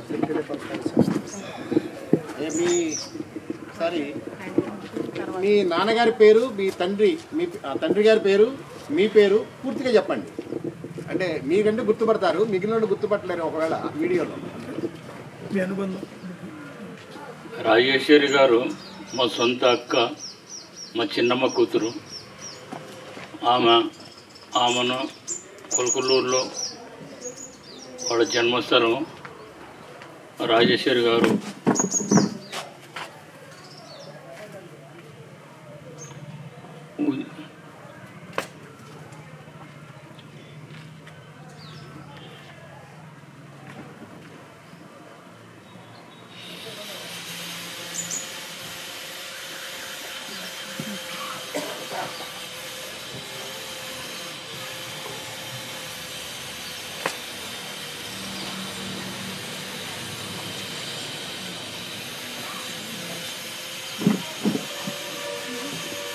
జన్మస్థలము కొలకలూరు, తెనాలి తాలూకా. వాళ్ళ ఫాదరు 6-7 సంవత్సరాలు ఆమె పుట్టిన తర్వాత చనిపోయినాక రాణి చూసేది గారు చెప్పారు, ఇక వాళ్ళ ప్రాపర్టీ గురించి వాళ్ళ పెదనాన్న వాళ్ళ చిన్నాన్నలు అంత లొల్లి పెట్టుకున్నారు కాబట్టి ఇక్కడికి రావడం ఎమ్మెల్యేమ్మ గారి ప్రోత్సాహంతో, విమలమ్మ గారి ప్రోత్సాహంతో ఇక్కడ రావడం జరిగింది. ఆమె ఉద్యోగం వచ్చేంత వరకు విమలమ్మ గారు సాయం చేశారు. తర్వాత ఉద్యోగం వచ్చినాక ఆమె వేరే ప్లేస్లో ఉండడం జరిగింది. ఒకటి ఏంటంటే ఆమె 4th, 5th వరకు మన ఆంధ్రాలో చదివింది. తర్వాత 7th వరకు ఇక్కడ ఏడుపల్లి హై స్కూల్లో చదివింది. తర్వాత 8th, 9th, 10th సికింద్రాబాద్లో చదవటం జరిగింది. తర్వాత హై స్కూల్ ఇంటర్మీడియట్ కూడా అక్కడ హైదరాబాద్లో జరిగింది. నర్సింగ్ స్కూల్ కూడా హైదరాబాద్లో చేసింది.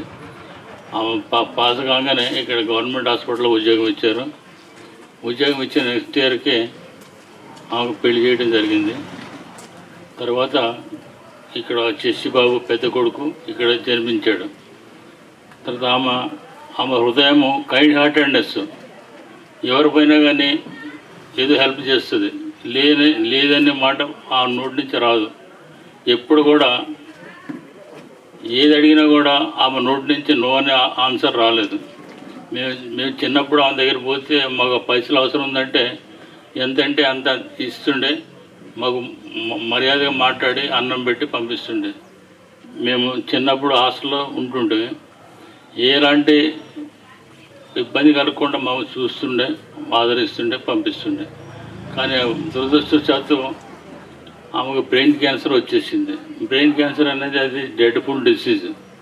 అది బ్రెయిన్లో రావడం వల్ల అది తొందరగా కనిపెట్టలేకపోయారు. అంత లోపలే స్ప్రెడ్ అయిపోయింది. స్ప్రెడ్ అయిపోయినాక ఇక ఇష్ట ప్రయత్నాలు చేశారు. ఇష్ట ప్రయత్నం చేసి డాక్టర్స్ వాళ్ళు వీళ్ళు ఇష్ట ప్రయత్నం చేసినా కూడా అది టెంపరీగా కంట్రోల్ అయింది, కానీ ఆఖరికి ప్రాణాల మీదకి వచ్చేసింది. నేను చెప్పేది ఏంటంటే ఎంత డబ్బు ఉన్నా కానీ ఎంత ఉన్నా కానీ మరణం ముందు ఎవరు తడుకోలేరు, చనిపోవాల్సిందే. కాబట్టి ఆమె ఎంత సేవ చేసిందంటే చెప్పలేని సేవ చేసింది. She is only giver, not receiver. ఆమె ఏది కూడా మనుషుల దగ్గర ఎక్స్పెక్ట్ చేయకపోతుండే కానీ మనుషులకు సాయం చేసే వ్యక్తి ఆమె. అమెరికాలో కూడా సండే స్కూల్స్ నడిపిస్తుండే. ఏమి ఫ్రీగా ఏమి ఆటంకం లేకుండా అన్ని కార్యక్రమాలను దేవుని సేవ కొరకు నడిపించే వ్యక్తి. అసలు ఆమె లేదు, ఈరోజు మనం మందు లేదు, మనకి చాలా తీరని లోటు. డాక్టర్ బెనర్జీ గారు చాలా బాధపడుతున్నారు, ఈరోజు కూడా ఆయన బాధపడుతున్నారు. కాబట్టి ఆయన మనోధైర్యాన్ని ప్రసాదించమని నేను కోరుకుంటూ ఈ అవకాశం ఇచ్చినట్టు అయ్య గారికి నా హృదయపూర్వకంగా నమస్కారాలు చెప్తున్నాను.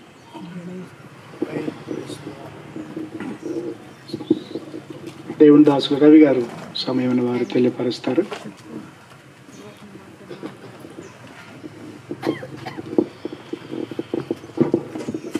వందనాలు.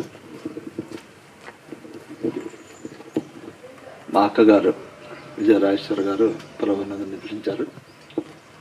గొప్ప సంగతి ఏంటంటే మా అమ్మగారు లార్డ్ జాన్ గారు చెల్లెలుగా పుట్టడమే మా అదృష్టం. దానికి ఎంతో సంతోషపడతాం. ఎందుకంటే లార్డ్ జాన్ గారు ఎప్పుడు వచ్చినా ఏ చెప్పినా మా మామయ్య గారు చదువు చదువు చదువు దాని తప్పితే వేరే విషయాలు మాట్లాడేవాడు కాదు. పిల్లలు ఎలా చదువుతున్నారు, ఏం చేస్తున్నారు, మీరు వెళ్తున్నారా, పరిశీలిస్తున్నారు, ఇవన్నీ మాట్లాడుతూ ఉండేవాడు. అలాగే మా అక్క ఈ ఇంటికి కోడలుగా రావటం కూడా అదృష్టమే. వారి గురించి నేను ఒక చిన్న వాక్యాన్ని చెప్తాను. మా అక్కగారి క్వాలిటీస్ అన్నీ కూడా అందులో ఉంటాయి తప్పకుండా. చూడండి, సామెతల గ్రంథము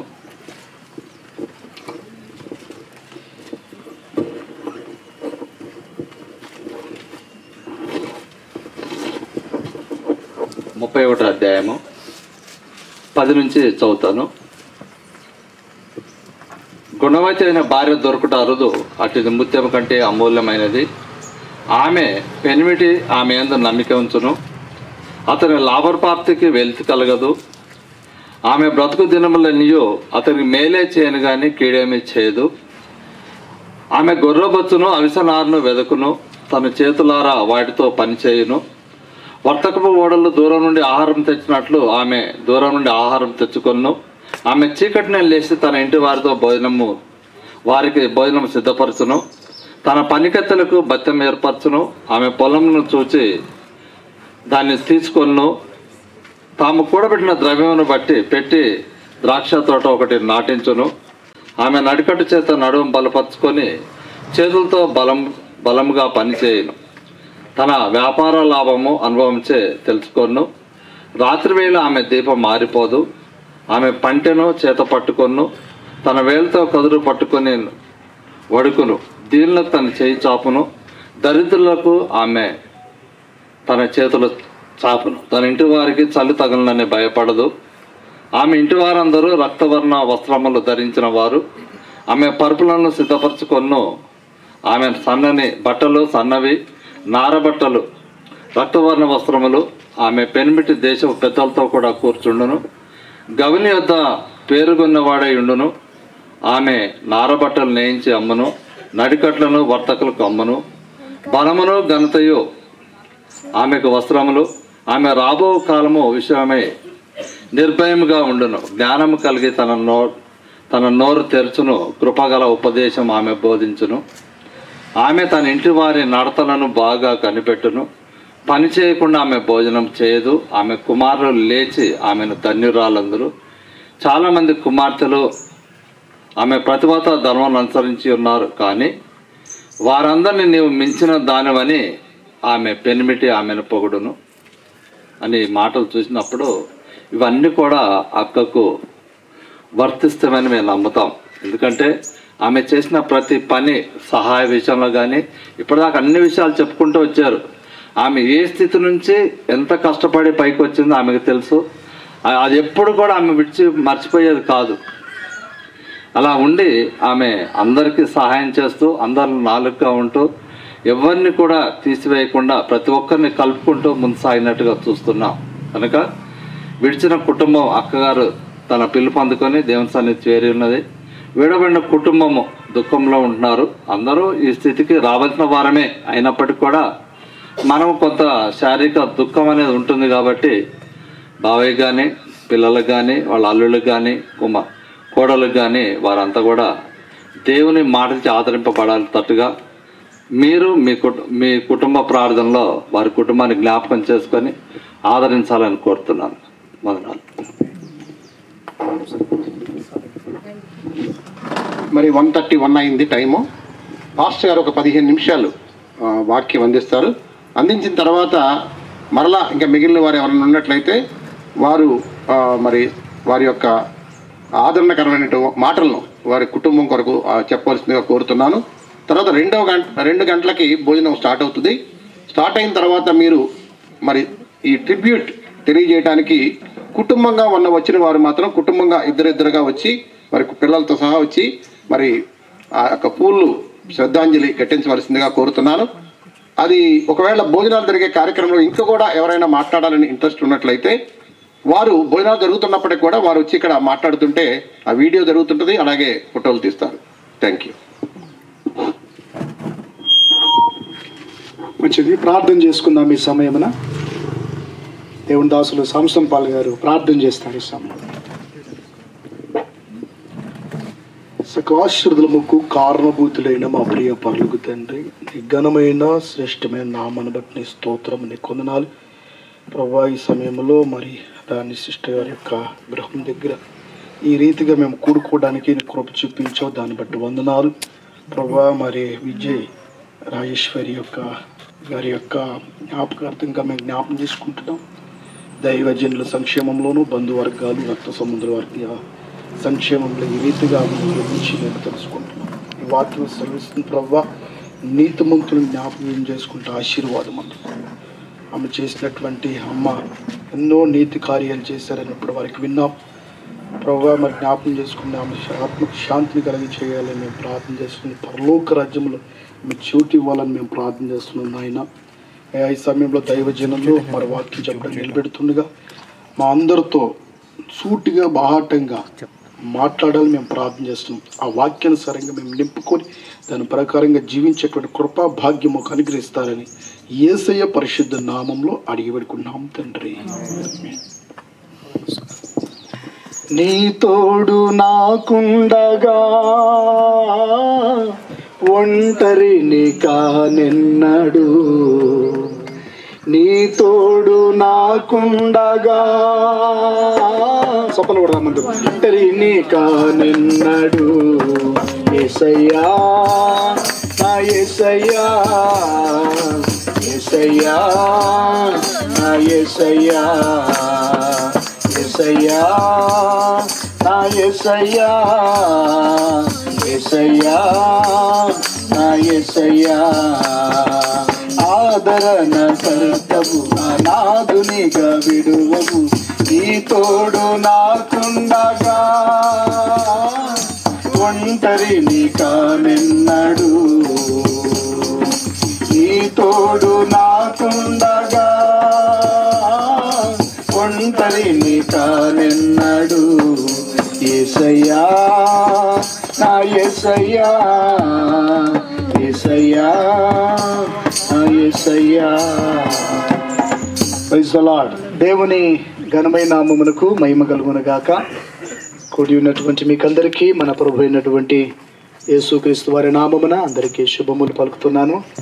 మరి ప్రభునందు నిద్రించినటువంటి మన సిస్టర్ గారు విజయ రాజేశ్వరి గారు మరి ప్రభు పిలిచినప్పుడు ప్రభు పిలుపుని అందుకొని వెళ్ళిన సందర్భంగా వారి కుటుంబము, బంధువులు, స్నేహితులందరూ కూడా మనకు నిరీక్షణ, విశ్వాసం ఉన్నప్పటికీ కూడా కొంత కాలపు ఎడబాటును బట్టి కొంత దుఃఖం అనేది మన హృదయాలలో ఉండడం సాధారణంగా ఉంటుంది.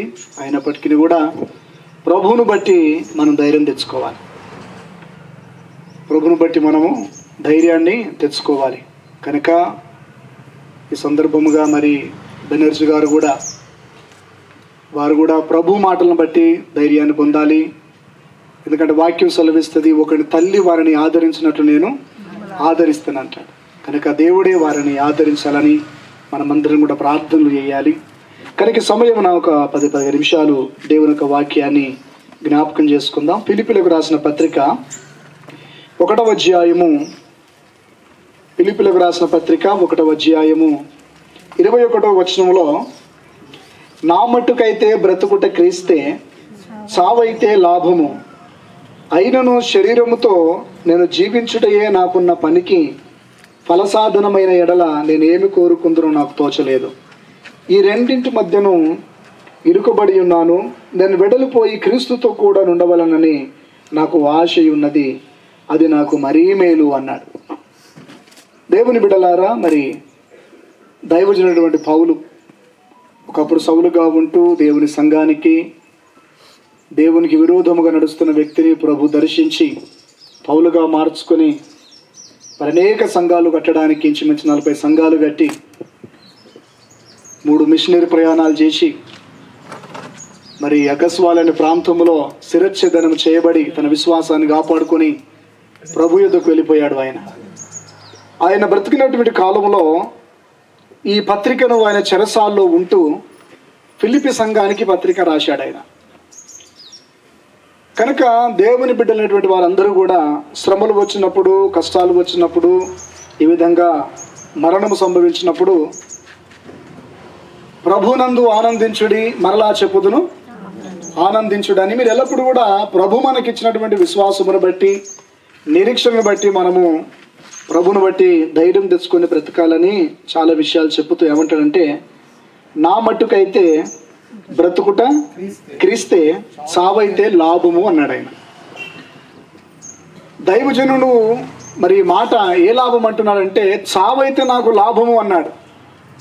తన మట్టుకు తాను ఏమంటాడంటే, నేనైతే వెడలిపోయి క్రీస్తుతో కూడా ఉండవలనని నాకు ఆశ ఉన్నది అంటాడు ఆయన.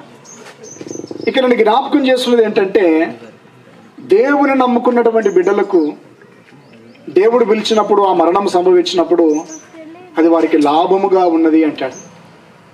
చూడండి, మరణము ఎందుకు లాభం, ఎందుకు దైవజనుడు ఈ మాటను ప్రస్తావిస్తున్నాడు? ఒక క్రైస్తవునికి మరణం సంభవించినప్పుడు అది ఎందుకు లాభము అంటే, మొదటిగా ఒక మాట జ్ఞాపకం చేస్తాను చూడండి. క్రైస్తవునికి మరణం లాభం. క్రైస్తవులమైనటువంటి మనము ఎందుకు ఆ మరణం మనకు లాభము అంటే, క్రైస్తవులమైన మనము ఎవరైతే ఈ సృష్టిని చేశాడో, ఎవరైతే మానవ జాతిని, సకల సృష్టిని చేశాడో ఆయన యేసుక్రీస్తు అని, ఆయన నిజమైన దేవుడని, ఆయన మన పాపము నిమిత్తమై మృతి పొంది సమాధి చేయబడి తిరిగి లేచినాడని, ఆయన మన కోసం స్థలం సిద్ధపరుస్తున్నాడని ఆయన అన్నాడు. నా యందు విశ్వాసం ఉంచిన వాడు చనిపోయినను మరలా బ్రతుకును అన్నాడు. కనుక ఆయన నిజమైన దేవుడిని నమ్మినటువంటి మనకు చావు లాభమని దేవుని యొక్క వాక్యంలో మనం చూస్తున్నాం. మనకైతే లాభము కానీ, ప్రభునందు విశ్వాసం ఉంచిన ప్రజలకు లాభము కానీ, ఆయనందు విశ్వాసం ఉంచని ప్రజలకు అది తీరినటువంటి నష్టం, బాధ, వేదన. సరే, ఇక్కడ ఒక 4 విషయాలు జ్ఞాపకం చేస్తాను త్వరగా. ఎందుకు మనకు లాభము అంటే, మరణము ఎందుకు లాభం, చావైతే నాకు లాభమని దైవజనుడు అంటున్నాడు. ఇక్కడ ఎందుకు లాభం అంటే చూడండి, 1 కొరింథీ పత్రిక 15వ అధ్యాయము 42వ వచనంలో మనం చూస్తే, 1 కొరింథీ పత్రిక 15వ అధ్యాయము 42వ వచనం. మృతుల పునరుద్ధానము అలాగే శరీరము క్షయమైనదిగా విత్తబడి అక్షయమైనదిగా లేపబడును. ఘనమైనదిగా విత్తబడి మహిమ గలదిగా లేపబడును. బలహీనమైనదిగా విత్తబడి బలమైనదిగా లేపబడును. ప్రకృతి సంబంధమైన శరీరముగా విత్తబడి ఆత్మ సంబంధమైన శరీరముగా లేపబడును. ప్రకృతి సంబంధమైన శరీరం ఉన్నది కనుక ఆత్మ సంబంధమైన శరీరము కూడా ఉన్నది. ఇక్కడ ఏమంటారంటే ప్రకృతి సంబంధమైన శరీరముగా విత్తబడి ఆత్మ సంబంధమైన శరీరముగా లేపబడును అంటాడు. ఈ మాటను అందరూ జాగ్రత్త అర్థం చేసుకోవాలి. దైవజనుడు మరణము లాభమని ఎందుకు అన్నాడంటే, మొట్టమొదటిగా మరణము ద్వారా దేవుడు ఆ మరణించిన వ్యక్తికి, ఇప్పుడు విజయరాజేశ్వరి గారు శరీర సంబంధమైనటువంటి అంటే భూలోక సంబంధమైనటువంటి శరీరముతో ఆమె నిద్రించింది. ఆమె దేహములో నుంచి ఆత్మ ఎప్పుడైతే బయటికి వెళ్ళిందో, ఇప్పుడు ఆమె ఆత్మకి ఏమి ఇచ్చాడు దేవుడు అంటే ఆత్మ సంబంధమైన శరీరాన్ని దేవుడు ఇచ్చాడు. అంటే ఈ మరణము ద్వారా ఎందుకు లాభం అంటే, మొదటిగా శరీరం అనేది మార్చబడుతుంది. బాగా గుర్తుపెట్టుకోనండి, శరీరం అనేది ఏం చేయబడుతుంది? మార్చబడుతుంది. మొదటి శరీరమేమో ప్రకృతి సంబంధమైనది. తర్వాత మరణము ద్వారా ఆ శరీరానికి దేవుడు ఆత్మ సంబంధమైన కొత్త శరీరాన్ని ఇస్తాడు. చూడండి, మనకి ఇది అర్థం కావాలంటే ఇప్పుడు బైబిల్ గ్రంథంలో లాజరు అనే వ్యక్తి మనకు కనబడతాడు. ధనవంతుడు ఒకడు ఉండను, లాజరు ఒక దరిద్రుడు అని మనం చూస్తాం కదా లూకాసు వార్తలో. ఆయన జీవితం మనం చూస్తే శరీర సంబంధమైనటువంటి ఆ శరీరం అంటే ఆయనకు ఈ భూలోకంలో జీవించినంత కాలంలో ఒంట్లో ఆరోగ్యం ఉందా? ఆయనకు చెప్పండి, అందరు కూడా ఆరోగ్యం ఉందా? ఆయనకు ఒళ్ళు నిండా కురుపులు ఉండేవి. ఆ కురుపులను కుక్కలు వచ్చి నాకేవి. తినడానికి ఆహారం లేదు. తన శరీరంలో కురుపుల బాధ, ఎవరు నాకు లేనటువంటి ఒక అనాథ బాధ, ఒక ఆకలి బాధ ఎన్నో అతను అనుభవించాడు ప్రకృతి సంబంధమైన శరీరంతో. అనుభవించిన తర్వాత ఒక రోజు మరణం అనేది ధనవంతుడికి వచ్చింది, దరిద్రుడికి వచ్చింది. ఆయన ఎప్పుడైతే తాను ప్రకృతి సంబంధమైన శరీరాన్ని విడిచిపెట్టాడో ఆత్మ సంబంధమైన శరీరముతో పరదేశకు చేరి అబ్రహాము రొమ్మను ఆనుకొని ఉన్నప్పుడు అక్కడ ఒక సందర్భంలో అబ్రహాం అతని గురించి ఏమంటాడంటే, ధనవంతునితో అంటాడు, ధనవంతుడా నువ్వు నీ జీవిత కాలంలో నీకు ఇష్టమైన జీవితాన్ని జీవించావు, కానీ లాజరు కష్టం అనుభవించాడు. ప్రకృతి సంబంధమైన శరీరంతో లాజరు కష్టం అనుభవించాడు. తర్వాత దేవుడు ఆయనకు ఆత్మ సంబంధమైన నూతన శరీరాన్ని ఇచ్చినప్పుడు ఆ నూతన శరీరంతో ఇప్పుడు అక్కడ ఆయన ఏం చేస్తున్నాడట? నెమ్మది పొందుతున్నాడు. దేవునికి స్తోత్రం కలుగును గాక. ప్రియులారా, జ్ఞాపకం చేస్తున్నది ఏంటంటే, మరి ఈ లోకంలో ఉన్నప్పుడు విజయరాజేశ్వరి గారు తనకుంటే అనారోగ్యాన్ని బట్టి ఎంత బాధపడిందో. అసలు క్యాన్సర్ ట్రీట్మెంట్ చాలా భయంకరమైనది. చాలామందికి మరి ఆ రేడియేషన్ ఇస్తున్నప్పుడు చాలా బాధను అనుభవిస్తారని నేను చాలా విన్నాను. మరి ఆమె ఇక్కడ ఉన్నప్పుడు ఎంత బాధను అనుభవించిందో. కానీ ప్రభు పిలుపుని అందుకొని ప్రభు దగ్గరికి వెళ్ళిన తర్వాత ఇప్పుడు ఆమెకు బాధ అనేది లేదు, నొప్పి అనేది లేదు, వ్యాధి అనేది లేదు, ఏ సమస్య లేదు. ఇప్పుడు మహిమ దేహముతో నూతన శరీరంతో దేవుని సన్నిధిలో ఆమె ఉంది. దేవునికి స్తోత్రం కలుగును గాక. అందుకే ఇప్పుడు మరణం ఎందుకు లాభం అంటే, మరణం ద్వారా మొట్టమొదటిగా శరీరం అనేది, నూతన శరీరం అనేది మార్చబడుతుంది. ఆ నూతన శరీరానికి, ఆత్మ సంబంధమైన దేహానికి వ్యాధి కానీ, చింత కానీ, బాధ కానీ, రోగము కానీ, మూలుగు కానీ ఏది ఉండనే ఉండదు. ఈరోజు ఎంతోమంది ఇక్కడ ఉన్నాం, ఎంతోమందికి బీపీలు, షుగర్లు, మోకాలు నొప్పులు. మరి కట్టుబడినట్టుగా ఉండినప్పుడు వాళ్ళు ఏ స్థలాన్ని కోరుకుంటారంటే ఒక కొత్త ఆహ్లాదకరమైన స్థలాన్ని కోరుకుంటారు. మీరు మరి చాలామంది ఎందుకు వెళ్తున్నారు? ఇప్పుడు విహార యాత్రలకు చాలామంది వెళ్తారు, ఊటికని, దాని తర్వాత ఇంకెక్కడెక్కడో వెళ్ళినప్పుడు వారు ఎంత సంతోషంగా ఉంటారు చెప్పండి. కొత్త స్థలానికి వెళ్ళినప్పుడు వారు సంతోషంగా ఉంటారా లేదా? వాళ్ళు మర్చిపోతారు. అప్పుడప్పుడు పిల్లలను బయటికి తీసుకెళ్ళినప్పుడు, లేకపోతే భార్యను బయటకు తీసుకెళ్ళినప్పుడు, లేకపోతే కొన్ని యాత్రలకు వెళ్ళినప్పుడు, కొన్ని మంచి కొత్త ప్లేసులకు వెళ్ళినప్పుడు వారి హృదయం అంతా కూడా ఏమైపోతుందంటే సంతోషంతో నింపబడుతూ ఉంటుంది. దేవునికి స్తోత్రం కలుగును గాక. కనుక ఇప్పుడు విజయరాజేశ్వరి గారు చావైతే ఎందుకు లాభం అని పౌలు అన్నాడంటే, మొదటిగా శరీర సంబంధమైన శరీరం మార్చబడుతుంది, ఆత్మ సంబంధమైన శరీరాన్ని, నూతన శరీరం మనకు వస్తుంది. ఒకటి శరీరం అనేది మార్చబడుతుంది. మార్చబడిన శరీరానికి ఏ బాధ లేదు, ఏ రోగం, ఏ బాధ లేదు. రెండవది ఏంటంటే స్థలం కూడా మార్చబడుతుంది.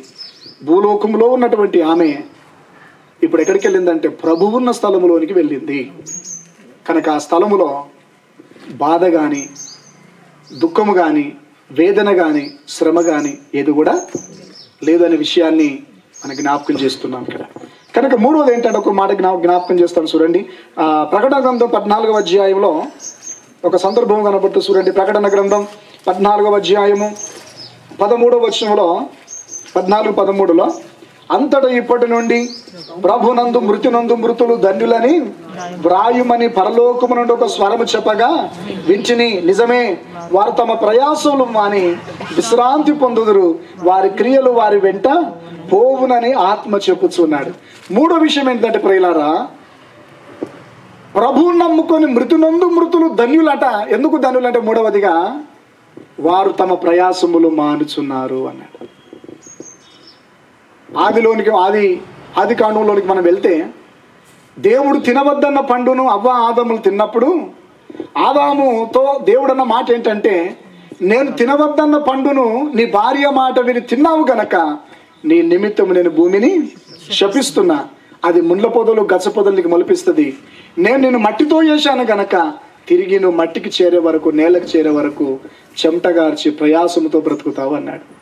అది ఉద్యోగమైనా, అది చదువైనా, అది వ్యవసాయమైనా, అది కూలి పని అయినా, భూమి మీద బ్రతుకుతున్న ప్రతి మానవుడు ఏ రంగంలో పనిచేసినా ఖచ్చితంగా బ్రతుకు దినములో తను బ్రతకడానికి, కుటుంబాన్ని పోషించుకోవడానికి ఖచ్చితంగా ప్రయాసపడాల్సిందే, చెమటగార్చాల్సిందే.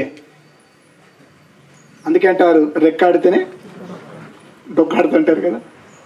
కనుక ఇప్పుడు భూమి మీద ఉన్నటువంటి మనము మనం బ్రతకడానికి, మన కుటుంబాన్ని పోషించుకోవడానికి ఏదో ఒక కోణంలో ఖచ్చితంగా మన భూమి మీద ప్రభు మనం పిలుచుకునే వారు ఖచ్చితంగా మనం ప్రయాసపడుతూనే ఉండాలి. అది ఉద్యోగంలో కావచ్చు, వ్యవసాయంలో కావచ్చు, చదువుపరం కావచ్చు, ఇంకేదైనా కావచ్చు. ఖచ్చితంగా ప్రయాసపడితేనే చెమట గారుస్తూనే మనము ఆహారం తింటాం. అందుకే ప్రసంగులు ఏమంటాడంటే, బ్రతికి ఉన్న వారి కంటే కాలము చేసిన వారే ధన్యులని వాక్యంలో ఉంది. ఇప్పుడు రాజేశ్వరమ్మ గారికి, రాజేశ్వరి గారికి ప్రయాసం ఉందంటారా? మనకుంది ప్రయాసం. ఇప్పుడు ఉదయం ఏమి తినాలి, రాత్రి ఏమి వండుకోవాలి, రేపేం సంపాదించుకోవాలి, అప్పట్లో కట్టుకోవాలి, దాని తర్వాత పిల్లలకి భవిష్యత్తు ఎలా ఇవ్వాలి, ఎలా కష్టపడాలి, ప్రయాసం మనకుంది. కానీ ఆమెకు మాత్రం ప్రయాసం అనేది లేదు. అందుకే అంటాడు, ప్రభునందు మృతునందు మృతులు ధన్యులు, నిజమే, వారి తమ ప్రయాసములు మాని. పేతురు అనే శిష్యుని మనం చూస్తాం లూకాసు వార్త 5వ అధ్యాయంలో. తన వ్యాపారం ఏంటంటే చేపలు పట్టుకొని కుటుంబాన్ని పోషించుకోవాలి. రాత్రంతా కూడా ప్రయాసపడ్డాడు కానీ ఒక చేపను దొరికిందా? ప్రభు ఆయన దొరలోనికి ఎక్కి నీ దొరను కొంచెం లోతుకు నడిపి మరి వల వేయమన్నప్పుడు పేతురు అంటాడు, అయ్యా రాత్రంతా ప్రయాసపడ్డాను కానీ ఒక చేప కూడా దొరకలేదు. ఇప్పుడు నీ మాట చొప్పున వేస్తారన్నప్పుడు ప్రభు మాట చొప్పున వల వేస్తే 2 దోణెలు నిండినట్టుగా చేపలు పడ్డాయట. దేవునికి స్తోత్రం కలుగును గాక. హల్లెలూయా. కనుక దేవుని బిడ్డలారని జ్ఞాపకం చేస్తుంది ఏంటంటే, ఇప్పుడు మనకు ప్రయాసం ఉంది కానీ ప్రభునంద దగ్గరికి వెళ్ళినటువంటి విజయరాజేశ్వరి గారికి ఏ ప్రయాసం లేదు. ఆమె ప్రయాసమును దేవుడు మానిపించాడు.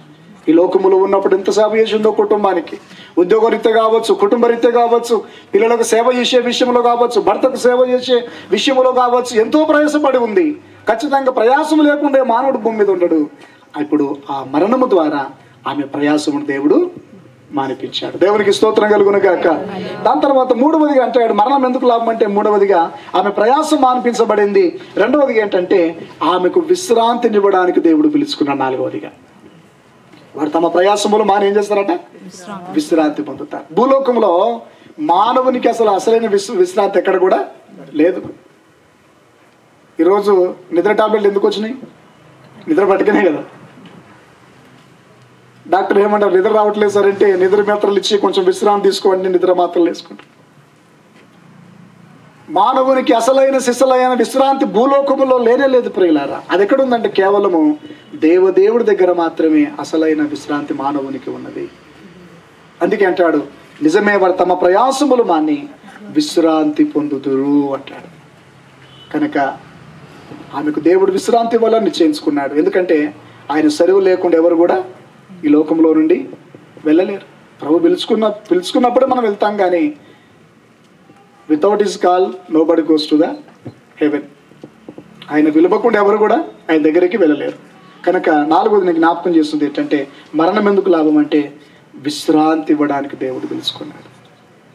ఆమె చాలా విశ్రాంతిలో ఉంది. ఇప్పుడు నేను ప్రభుని బట్టి మీకు జ్ఞాపకం చేస్తున్నది ఏంటంటే, మరణం ఎందుకు లాభం అన్నాడంటే, మరణము ద్వారా మరణించిన వ్యక్తికి కొత్త శరీరం వస్తుంది, ఆ శరీరానికి బాధలు అనేటివి లేవు.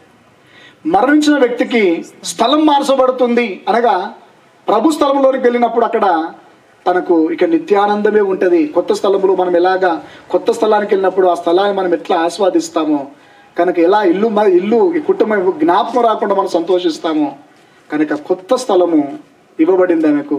ఆ స్థలములో ఆమె సంతోషములో ప్రభు దగ్గర ఉన్నది. 3వదిగా ఆమె ప్రయాసమును దేవుడు మానిపించాడు కనుక మరణం ఆమెకు లాభమైంది. 4వదిగా ఆమెకు విశ్రాంతి ఇవ్వడానికి ప్రభు పిలుచుకున్నాడు కనుక మరణం ఆమెకు లాభమైంది. కనుక ఇవన్నీ లాభాలే కావంటారు, లాభాలు. కనుక మనకు నిరీక్షణ ఏంటంటే, ఇందాక ప్రియులు సుదర్శన్ గారు చదివినట్టుగా మొదటి తెస్సలోనిక పత్రిక 4వ అధ్యాయం చదివి ముగిస్తాను. చూడండి, 13వ వచనం నుంచి మనం చూస్తే, సహోదరులారా, నిరీక్షణ లేని ఇతరుల వల్లే మీరు దుఃఖపడకుండా నిమిత్తము నిద్రించున్న వారిని గురించి మీకు తెలియకుండా మాకు ఇష్టం లేదు. యేసు మృతి పొంది తిరిగి లేచనని మనము నమ్మిన ఎడలా, అదే ప్రకారం యేసునందు నిద్రించిన వారిని దేవుడు ఆయనతో కూడా వెంటబెట్టుకొని వస్తును. మేము ప్రభు మాటను బట్టి మీతో చెప్పున్నదేమనగా, ప్రభు రాకడ వరకు సజీవులమై నిలిచి ఉండు మనము నిద్రించిన వారి కంటే ముందుగా ఆయన సన్నిధి చేరము, ఆర్భాటముతోను ప్రధాన దూత శబ్దముతోను దేవుని బూరతోను పరలోకం నుండి ప్రభు దిగివచ్చును.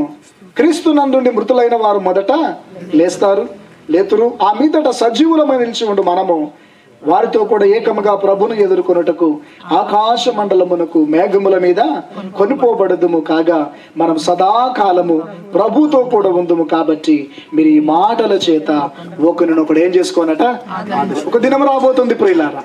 ఆ దినం ఏమిటంటే, ఇప్పుడు ప్రస్తుతానికి విజయరాజేశ్వరి గారు పరలోకం కింద ఉన్నటువంటి ఆ పరదేశులో ఆ నిత్య విశ్రాంతిలో ఆమె విశ్రాంతి తీసుకుంటుంది. రెండవసారి ఆయనందు విశ్వాసం ఉంచిన మనం తీసుకుని వెళ్ళడానికి ప్రభు రెండవసారి రాబోతూ ఉన్నాడు. ఆయన రాకడకు సూచనలు పడుతూనే ఉన్నాయి. ఆయన రాకడ ఏదో ఒక రోజు తప్పకుండా వస్తుంది. ఆయన వచ్చినప్పుడు పరలోకం నుండి ఆయన దిగుతూ ఆయన పరదేశంలో ఉన్నటువంటి విజయరాజేశ్వరి గారి ఆత్మను, ఇంకా క్రీస్తునందు మృతి నొందినటువంటి వారి ఆత్మలన్నీ కూడా తీసుకొని మధ్యాకాశం వరకు వస్తాడు. ఆయన మధ్యాకాశంలో ఆయన ఉండిపోతాడు. ఆ ఆత్మలను భూలోకానికి పంపినప్పుడు మరలా ఆమెను ఎక్కడైతే పాతి పెట్టారో, పరిశుద్ధులు ఎక్కడైతే పాతి పెట్టబడ్డారో, వారందరూ కూడా మరల మహిమ దేహంతో మరలేస్తారు. వారి సమాధులు తెరవబడతాయి. కనుక ఒకవేళ మన బ్రతికున్న కాలంలో ఇది జరిగితే బ్రతికి ఉన్న మనం మార్పు చెందుతాం. ప్రభునందు నిద్రించినటువంటి విజయరాజేశ్వరి గారు తన సమాధి తెరవబడి ఆమె కూడా తన యొక్క దేహాన్ని మరలా ధరించుకొని వారు మనం కలిసి మేఘముల మీద ఎక్కి ప్రభును ఎదుర్కొనుటకు ఆకాశ మండలాన్ని కొనిపోబడతాం. హల్లెలూయా. కనుక అక్కడ మనము సదాకాలం ఇక ప్రభుతో ఉంటాం. అందుకే ఏప్రిల్ పత్రిక 11:35 అంటాడు, స్త్రీలు మృతులైన తమ వారిని పునరుత్థానం వలన మరలా పొందుతారు. కనుక నేను కుటుంబీకులకు, వారి కుమార్తెలకు, వారి కుమారునికి బెనర్జీ గారికి నేను జ్ఞాపకం చేస్తున్నది ఏంటంటే, ఖచ్చితంగా ఒక రోజు మరలా ప్రభు యొద్దకు వెళ్ళేటువంటి ఆమెను కుటుంబీకులు తప్పకుండా పొందుకుంటారు, మనం పొందుకుంటాం. మరణం అనేది ఎడబాటు లేకుండా ఇక సదాకాలము యేసుతో మనం ఉంటాం. కాబట్టి ఈ మాటల చేతి మీరు ఒకరినొకరు ఏం చేసుకోవాలన్నాడు, ఆదరించుకోవాలి. హల్లెలూయా. కనుక దావీదు కుమారుడు కూడా చనిపోయినప్పుడు ఆయన అన్నాడు ఒక మాట ఏంటంటే, నేను ఇంకెందుకు ఏడవాలి, నేనే వాని యుద్ధకు వెళ్తాను కానీ వాడు తిరిగి నా యుద్ధకు రాడు అనే ధైర్యంతో ఉన్నాడు. కనుక ఇది మాటలతో మరి బెనర్జీ గారి కుటుంబం, మరి సంతానం కూడిన మీరందరూ కూడా ప్రభు మనకిచ్చిన విశ్వాసంతో, నిరీక్షణతో, మరి ధైర్యంతో ముందుకు సాగి జ్ఞాపకం చేస్తూ ఈ మాటలను ముగిస్తున్నాను. యేసుదాస్ గారు చిన్న ప్రార్థన చేస్తారు. హల్లెలూయా, హల్లెలూయా, హల్లెలూయా, హల్లెలూయా. తండ్రి నీకు స్తోత్రం ప్రభా. నీ ఆదర తండ్రి ఆయన, ఈ కొడుకు బట్టి స్తోత్రం ప్రభా. విజయరాజేశ్వరి గారిని తండ్రి ఆయన నీ సన్నిధి చేర్చుకున్నావు. అలాగే ప్రభా వారు చేసిన మంచి పనుల గురించి, వారి గురించి నీవు ఇచ్చిన ప్రేమను గురించి, వారు నాయన బంధువుల పట్ల చూపిన ప్రేమ తండ్రి నాయన అభిమానాన్ని గురించి చెప్పారు నాయన. స్తోత్రం. అలాగంటే మేము అందరం కూడాలాగా ఒకరినొకరు ప్రేమించుకున్నప్పుడే నీ శిష్యులు మనం తెలియపరచబడతామని కూడా సెలవిచ్చావు కనుక ప్రభా, వారి అటు ప్రేమ మనసు ఇచ్చినందుకు స్తోత్రం ప్రభా. సాక్షులు అన్నింటిని బట్టి స్తోత్రం. దీవించండి, కృప చూపండి. అలాగే ప్రభా వాక్యంతో కూడా అందులో మాట్లాడి కృప చూపినావు. నిరీక్షణ ఇతరుల వల్ల మేము దుఃఖపడకూడదని మాకు మంచి వాగ్దానం. ఎందుకంటే మాకు తెలియపరిచావు తండ్రి, యేసు మృతి పొంది తిరిగి లేచిన మీరు నమ్మితే యేసునందు నిద్రించిన వారిని ఆయనతో కూడా వెంట పెట్టుకొస్తాడని, ఈ మాటలను బట్టి మీరు అందరూ ఆదరణ పొందుకోవాలని మరోసారి జ్ఞాపకం చేసినందుకు వందనాలు తండ్రి. కానీ మేము అందరము నిరీక్షణ లేని వారి ఉండకుండా ప్రభు మాకు ఇచ్చిన నిరీక్షణ బట్టి ఇంత ఆదరణ పొందుకుంటూ నీ కృపలో సాగుడు సహాయం చేయండి. అలాగే ప్రభా ఆ సహోదరు విడిచిన కుటుంబాన్ని బెనర్జీ గారిని, వారి తండ్రి కుమారులని, కోడలని, కుమార్తెలను, మనలందరూ కూడా దీవించి ఆదరించండి. ఇటు నిరీక్షణ వారికి దయచేయండి, కృప చూపని బలపరిచి ఇక్కడ బంధువులందరూ దీవించి వచ్చిన దైవందరూ దీవించు, కృప చూపండి. అలాగే ప్రభా మేము కూడా ఎప్పుడు తెలియదు కనుక ప్రభా మా పిలుపు కొరకు మా వంతు కోసం మేము కూడా సిద్ధపడి సహాయం చేయమని దీవించమని.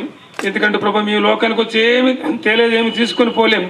కానీ ప్రభా మా క్రియలు మా వెంట వచ్చునని ఈ వాక్యం ప్రభా మేమందరం ఇక్కడ ఉన్నప్పుడే మా క్రియలను చక్కబెట్టుకుని నువ్వు కోరినట్టుగా పరిశుద్ధంగా, పవిత్రంగా, నీతిగా, యథార్థంగా జీవించే భాగ్యం నాకు మాకు అందరూ దయచేయమని దీవించమని, నీ చేత అందరము బల నమ్మకం మంచి దాసులకు కృప మందు నడిపించమని దీవించమని యేసయ్య పరిశుద్ధ నామం పేరిట అడిగి వేడుకుంటున్నాము తండ్రి.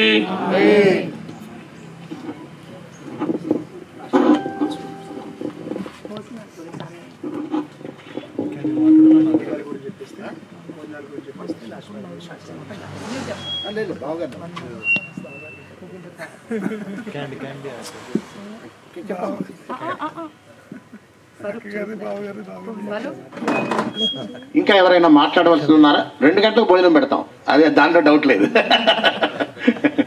ఇంకెవరైనా మాట్లాడవలసి ఉన్నారా? దయచేసి చెప్పండి. ఎందుకంటే ఇక్కడ వీడియో తీస్తున్నాం, అది చూస్తున్న వారు కొంచెం తృప్తి పొందుతారని, మరి వారు దుఃఖంలో ఉన్నారు, చాలా దుఃఖంలో ఉన్నారని తెలియజేస్తున్నారు. కాబట్టి ఆ దుఃఖం నుంచి కొంచెం నివారణ పొందుతారనే ఉద్దేశంతో మిమ్మల్ని రిక్వెస్ట్ చేస్తున్నాను నేను, అందుకంటే వేరే ఉద్దేశం ఏం లేదు. ఇప్పుడు మనం ప్రతి ఒక్కరు కూడా దయచేసి నేను చెప్పిన విధంగా మరి ఫ్యామిలీతో ఉన్నవారు ముందుగా పాస్టర్ గారు ఉన్నారు, తర్వాత వరుసగా మరి ఇక్కడ రాజీవ్ గారి ప్రతిమని ఆ విధంగా వరుసగా వచ్చి ఇక్కడ మనం ట్రిబ్యూట్స్ తెలియజేసినట్టయితే పూలతో మరి ఆ ఫోటోలు కూడా వారికి పంపిస్తాం. తర్వాత వీడియో ఇంకెవరైనా మాట్లాడుతుంటే భోజనాలు జరుగుతుండగా మాట్లాడతారు. మరి పాస్టర్ గారు ఇక్కడ భోజనాలు అరేంజ్ చేయబడ్డాయి. ఆలస్యమైనందుకు కుటుంబం తరఫున మరి బావగారి కుటుంబం తరఫున క్షమాపణ అడుగుతున్నాను. ఎందుకంటే ప్రారంభమే ఆలస్యమైంది, దానికి కారణం అది. కాబట్టి ఇంకా మరి మనం ముఖ్యంగా చేయవలసిన పని ఏంటంటే మరి విజయరాజేశ్వరరావు గారు మరి దేవుని సన్నిధిలో ఉన్నారు. మరి ముఖ్యంగా మనం బెనర్జీ బావగారి కొరకు ప్రత్యేకంగా మిమ్మల్ని అందరినీ కూడా కుటుంబం తరఫున నేను కూడా ప్రేమతో కోరుతున్నాను, ఎక్కువగా మనం ప్రార్థన చేయాలి. మరి వారు యాక్చువల్గా అయితే వారు నిరీక్షణ లేని లేకపోతే విశ్వాసం లేని మనిషి కాదు, కానీ ఆ జ్ఞాపకాలని బట్టి వీటిలో కొంచెం నిలకడగా ఉండలేకపోతున్నారు. ఎందుకంటే వారికి ఉన్నటువంటి జ్ఞాపకాలు చిన్ననాటి నుంచి కూడా ఉన్నాయని ఇందాక సిస్టర్ రాణి గారు చెప్పారు. ఎప్పటి నుంచి 6-7 తరగతులు చదివి ఉంటే బెనర్జీ గారు వారు పరిచయం. అప్పటి నుంచే వారు మరి మేనమామ మేనత్త పిల్లలు కాబట్టి వారిద్దరికి పరిచయం ఉంది కాబట్టి అది మరవలేకపోతున్నారు.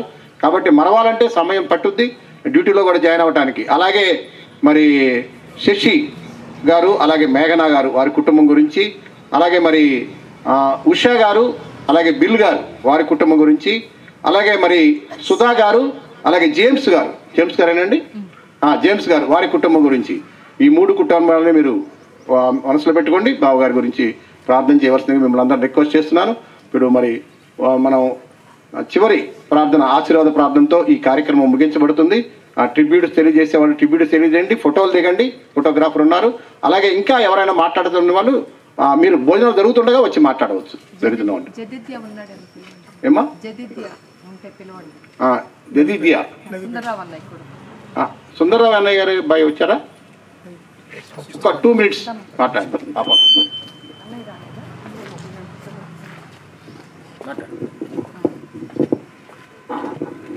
ప్రభునామమున కూడి వచ్చిన మీ అందరికీ నా యొక్క వందనాలు. నేను నవపేట పాస్టర్ గారికి సుందరరావు గారి కూతుర్ని. అనుకోని కారణాల వల్ల అన్నయ్య రాలేకపోయాడు. యాక్చువల్లీ అన్నయ్య కూడా ఈ టైంలో ఇక్కడ ఉండి తన ట్రిబ్యూట్స్ తెలియజేయాలని ఎంతో అనుకున్నారు, కానీ అమ్మ నన్ను అక్కడి నుంచి పంపించింది, ఎంకరేజ్ చేస్తే అమ్మ ఇక్కడ మాట్లాడలేకపోతుందని. సో నేను కొన్ని మాటలు మాట్లాడాలనుకుంటున్నాను. నాకైతే ఆంటీ గారిని నేను నా చిన్నతనంలో ఒకసారి చూశాను. మళ్ళీ ఒకసారి మేఘన్ వాళ్ళ వెడ్డింగ్ రిసెప్షన్ పార్టీ అప్పుడు నేను పర్సనల్గా అప్పుడు మేము ఫ్యామిలీ వెళ్ళినప్పుడు కలిసాము, మాట్లాడాము. సో ఆంటీ వాళ్ళు ఎప్పుడైనా వచ్చినప్పుడు నాన్నని మంచిగా రిసీవ్ చేసుకోవడము. ఇక్కడ మాకు కూడా నాన్న డైవర్జన్లు కాబట్టి ఫైనాన్షియల్గా కానీ ఇంకా ఏదన్నా సపోర్ట్ కానీ చక్కగా ఇచ్చేవారు, సలహాలు కూడా ఇచ్చేవారు. మరి నాన్నగారి సంఘం కార్యక్రమాలలో కూడా లింగాపూర్ చర్చ్ కన్స్ట్రక్ట్ చేసినప్పుడు అక్కడ ఆంటీ వాళ్ళు వాలంటీర్గా వచ్చి నాన్నకి పెద్ద మొత్తంలో అక్కడ చర్చ్ కన్స్ట్రక్షన్ కోసం వాళ్ళ కుటుంబం తరపు నుంచి మంచి ఆనుకలు పంపించడం జరిగింది, మేజర్ పార్ట్. దాని ద్వారా అక్కడ ఒక మంచి సంఘ నిర్మాణం కట్టగలిగినాము. దాన్ని బట్టి మేము మా కుటుంబం తరపున, మా సంఘం తరపున వారికి వందనాలు తెలియజేస్తున్నాము, ప్రభు కృతజ్ఞతాస్తుతులు చెల్లిస్తున్నాము. అదేవిధంగా మరి నాన్న కూడా క్యాన్సర్తోని నాన్న కూడా సఫర్ అయ్యి నాన్న కూడా ప్రభువుని చేరుకున్నారు. ఆ టైంలో అమ్మకి అన్నయ్యకి మంచి గైడెన్స్ ఇస్తూ మెడికల్గా వారికి ఏమేమి ఎలా ఇప్పించాలి, ఏం చేయాలి అన్నది వాళ్ళకున్న ఆ టెన్షన్లో ఆంటీ అప్పుడప్పుడు ఎవ్రీ వీక్ కూడా కాల్ చేసి నాన్నతో మాట్లాడేవారని అమ్మ చెప్పేది. నాన్నకు ధైర్యాన్ని అందించేవాళ్ళు, అన్నకు కూడా ఎట్లా చూసుకోవాలి ఏంటిది. అది కోవిడ్ టైము, ఫస్ట్ వేవ్. మరి బయట కూడా మాకు ఎలాంటిది అందలేదు. ఆ టైంలో మా బంధువులు అందరూ, రాజీవ్ అంకులు కానీ, రవి అంకులు కానీ, రాణి ఆంటీ వాళ్ళు కానీ ప్రతి ఒక్కరు కూడా మాకు చాలా తోడుగా ఉన్నారు. అక్కడి నుంచి కూడా ఆంటీ వాళ్ళు నాన్నతో ఎవ్రీ వీక్ మాట్లాడేవారు, నాన్నకు ధైర్యం చెప్పేవారు. ఈ టైంలో మరి ఆంటీ ఆ విధంగా వెళ్ళడము మా కుటుంబంలో కూడా మేము చాలా బాధపడ్డాము. మరి విడిచి వెళ్ళిన కుటుంబం గురించి కూడా మేము మా ప్రార్థనలో జ్ఞాపకం చేసుకున్నాము. మొన్న కూడా వాళ్ళ లైవ్ జరిగినప్పుడు మేము చూసాం, మేము అందరము ఆంటీ గురించి వాళ్ళు చెప్పారు. అందరూ ఫ్యామిలీ మెంబర్స్ బెంగన్ కాబట్టి ఆంటీ చాలా బాగా చేస్తారని కూడా చెప్పారు అక్కడ. మాకైతే చాలా బాగా గుర్తుంది. అంటే ఆంటీ ఎంత హోమ్లీగా అందరినీ రిసీవ్ చేసుకునే వాళ్ళు కూడా మేము అక్కడ చూసి తెలుసుకోగలిగాము. ఇక్కడ నానమ్మ అమ్మమ్మ మిస్ అయినప్పుడు కూడా ఆంటీ పెద్ద కోడలుగా ఉండి అన్ని బాధ్యతలు తీసుకున్నారని కూడా అక్కడ బెనర్జీ అంకుల్ చెప్పడము. అట్లా ఆంటీ గురించి నేను తెలుసుకోగలిగాను అనమాట. ప్రత్యేకంగా నాకు తెలియకపోయినా కానీ ఆ రోజు నేను పర్సనల్ ఇంట్రెస్ట్తో చూశాను అదంతా. ఇంటికి వచ్చినప్పుడు ప్రతి ఒక్కరు రిసీవ్ చేసుకోవడం, హేమంత్ అంకుల్ వాళ్ళ గురించి, ఇంకొక అంకుల్ గురించి అవన్నీ మేము విన్నాం. మాకు చాలా సంతోషం అనిపించింది. ఈ టైంలో అన్నయ్య వచ్చి చెప్పాలనుకున్నారు కానీ అన్నయ్య రాలేకపోయారు, సారీ. అది ఆంటీ విడిచి వెళ్ళిన కుటుంబం గురించి, ఆ పిల్లల గురించి కూడా మేము అనుదిన ప్రార్థనలో జ్ఞాపకం చేసుకుంటాము. పిల్లలకు దేవుడు ఆదరణ కలిగించాలని, ఆ కుటుంబాన్ని నెమ్మది కలిగించాలని మేము వేడుకుంటున్నాము. ఈ అవకాశం ఇచ్చినందుకు మీ అందరికీ థ్యాంక్ యూ.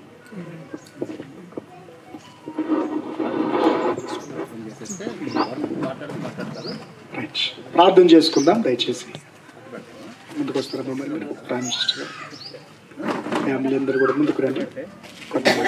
ప్రార్థన చేద్దాం.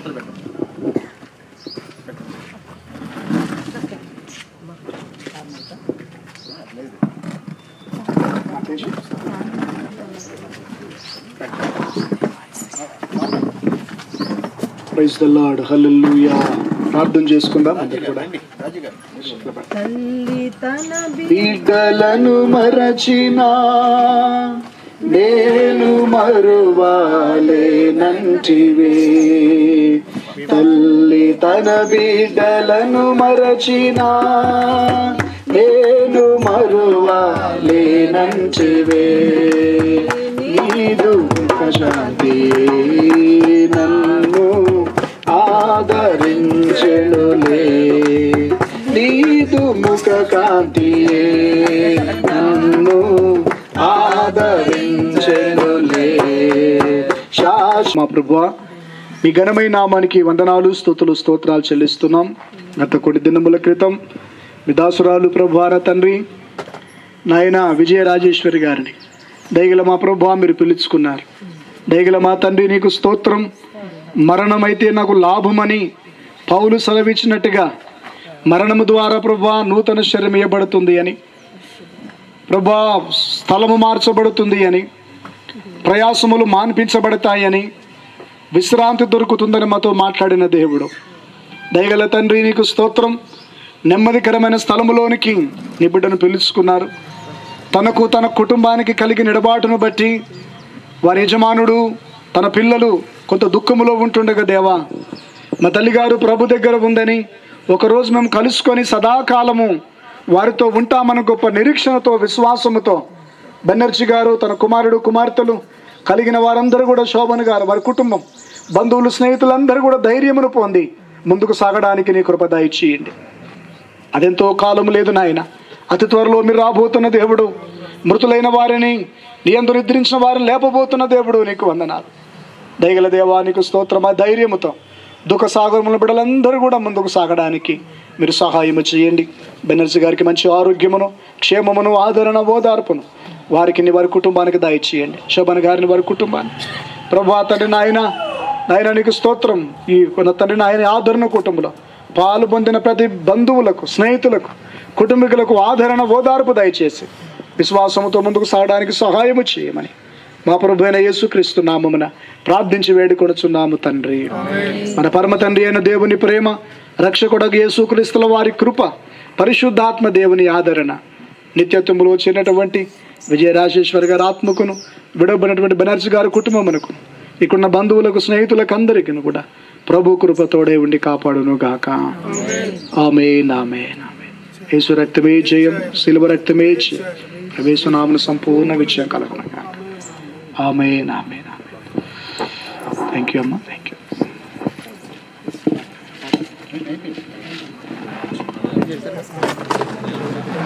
భోజనాలు బఫేనా? బఫే కదా భోజనాలు. అందరూ వచ్చి శ్రద్ధాంజలి ఘటించాలని కోరుతున్నాం. తర్వాత భోజనాలు కూడా బఫే అండి. అందువల్ల బఫేలో వరుస క్రమంలో మరి ఏర్పాటు చేస్తే భోజనాలు ఏర్పాటు చేయవలసిందిగా కోరుతున్నాం. భోజనాలు ఎవరు? పాస్టర్ ఎవరు ప్రార్థన చేస్తారు? ప్రార్థన చేస్తారు భోజనాల కొరకు. అక్కడికి వస్తున్నారు పాస్టర్ గారు. చేసిన వెంటనే మరి మీరు ఏర్పాటు చేయమని కోరుతున్నాం.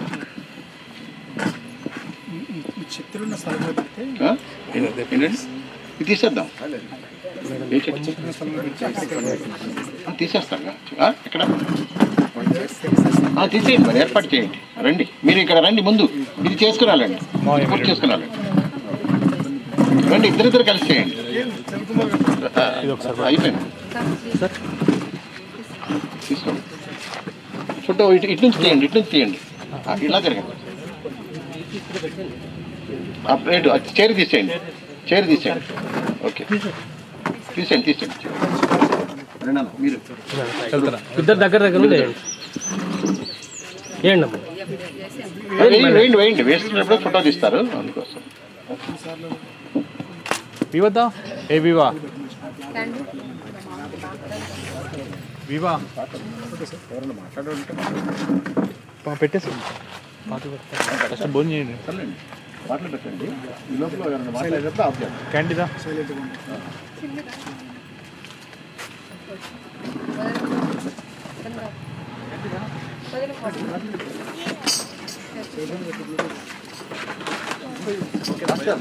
రైట్.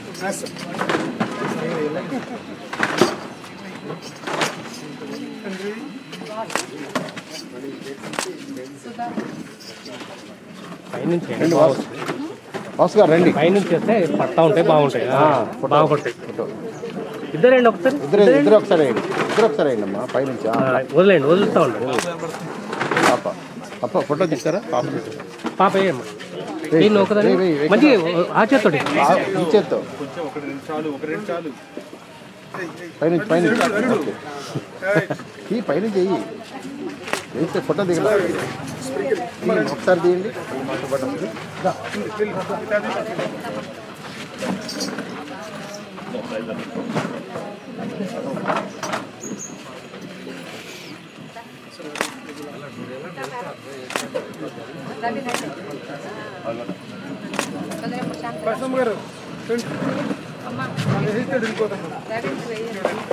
బాబు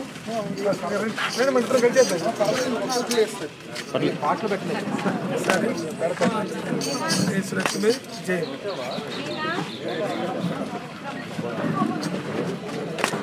ప్రార్థన చేసి వచ్చారా మీరు? ప్రార్థన చేసి వచ్చారా మీరు? దగ్గర ఉండండి, దగ్గర ఉండండి. అన్ని దానిలో ఉన్నాయి, చేసేసి వస్తే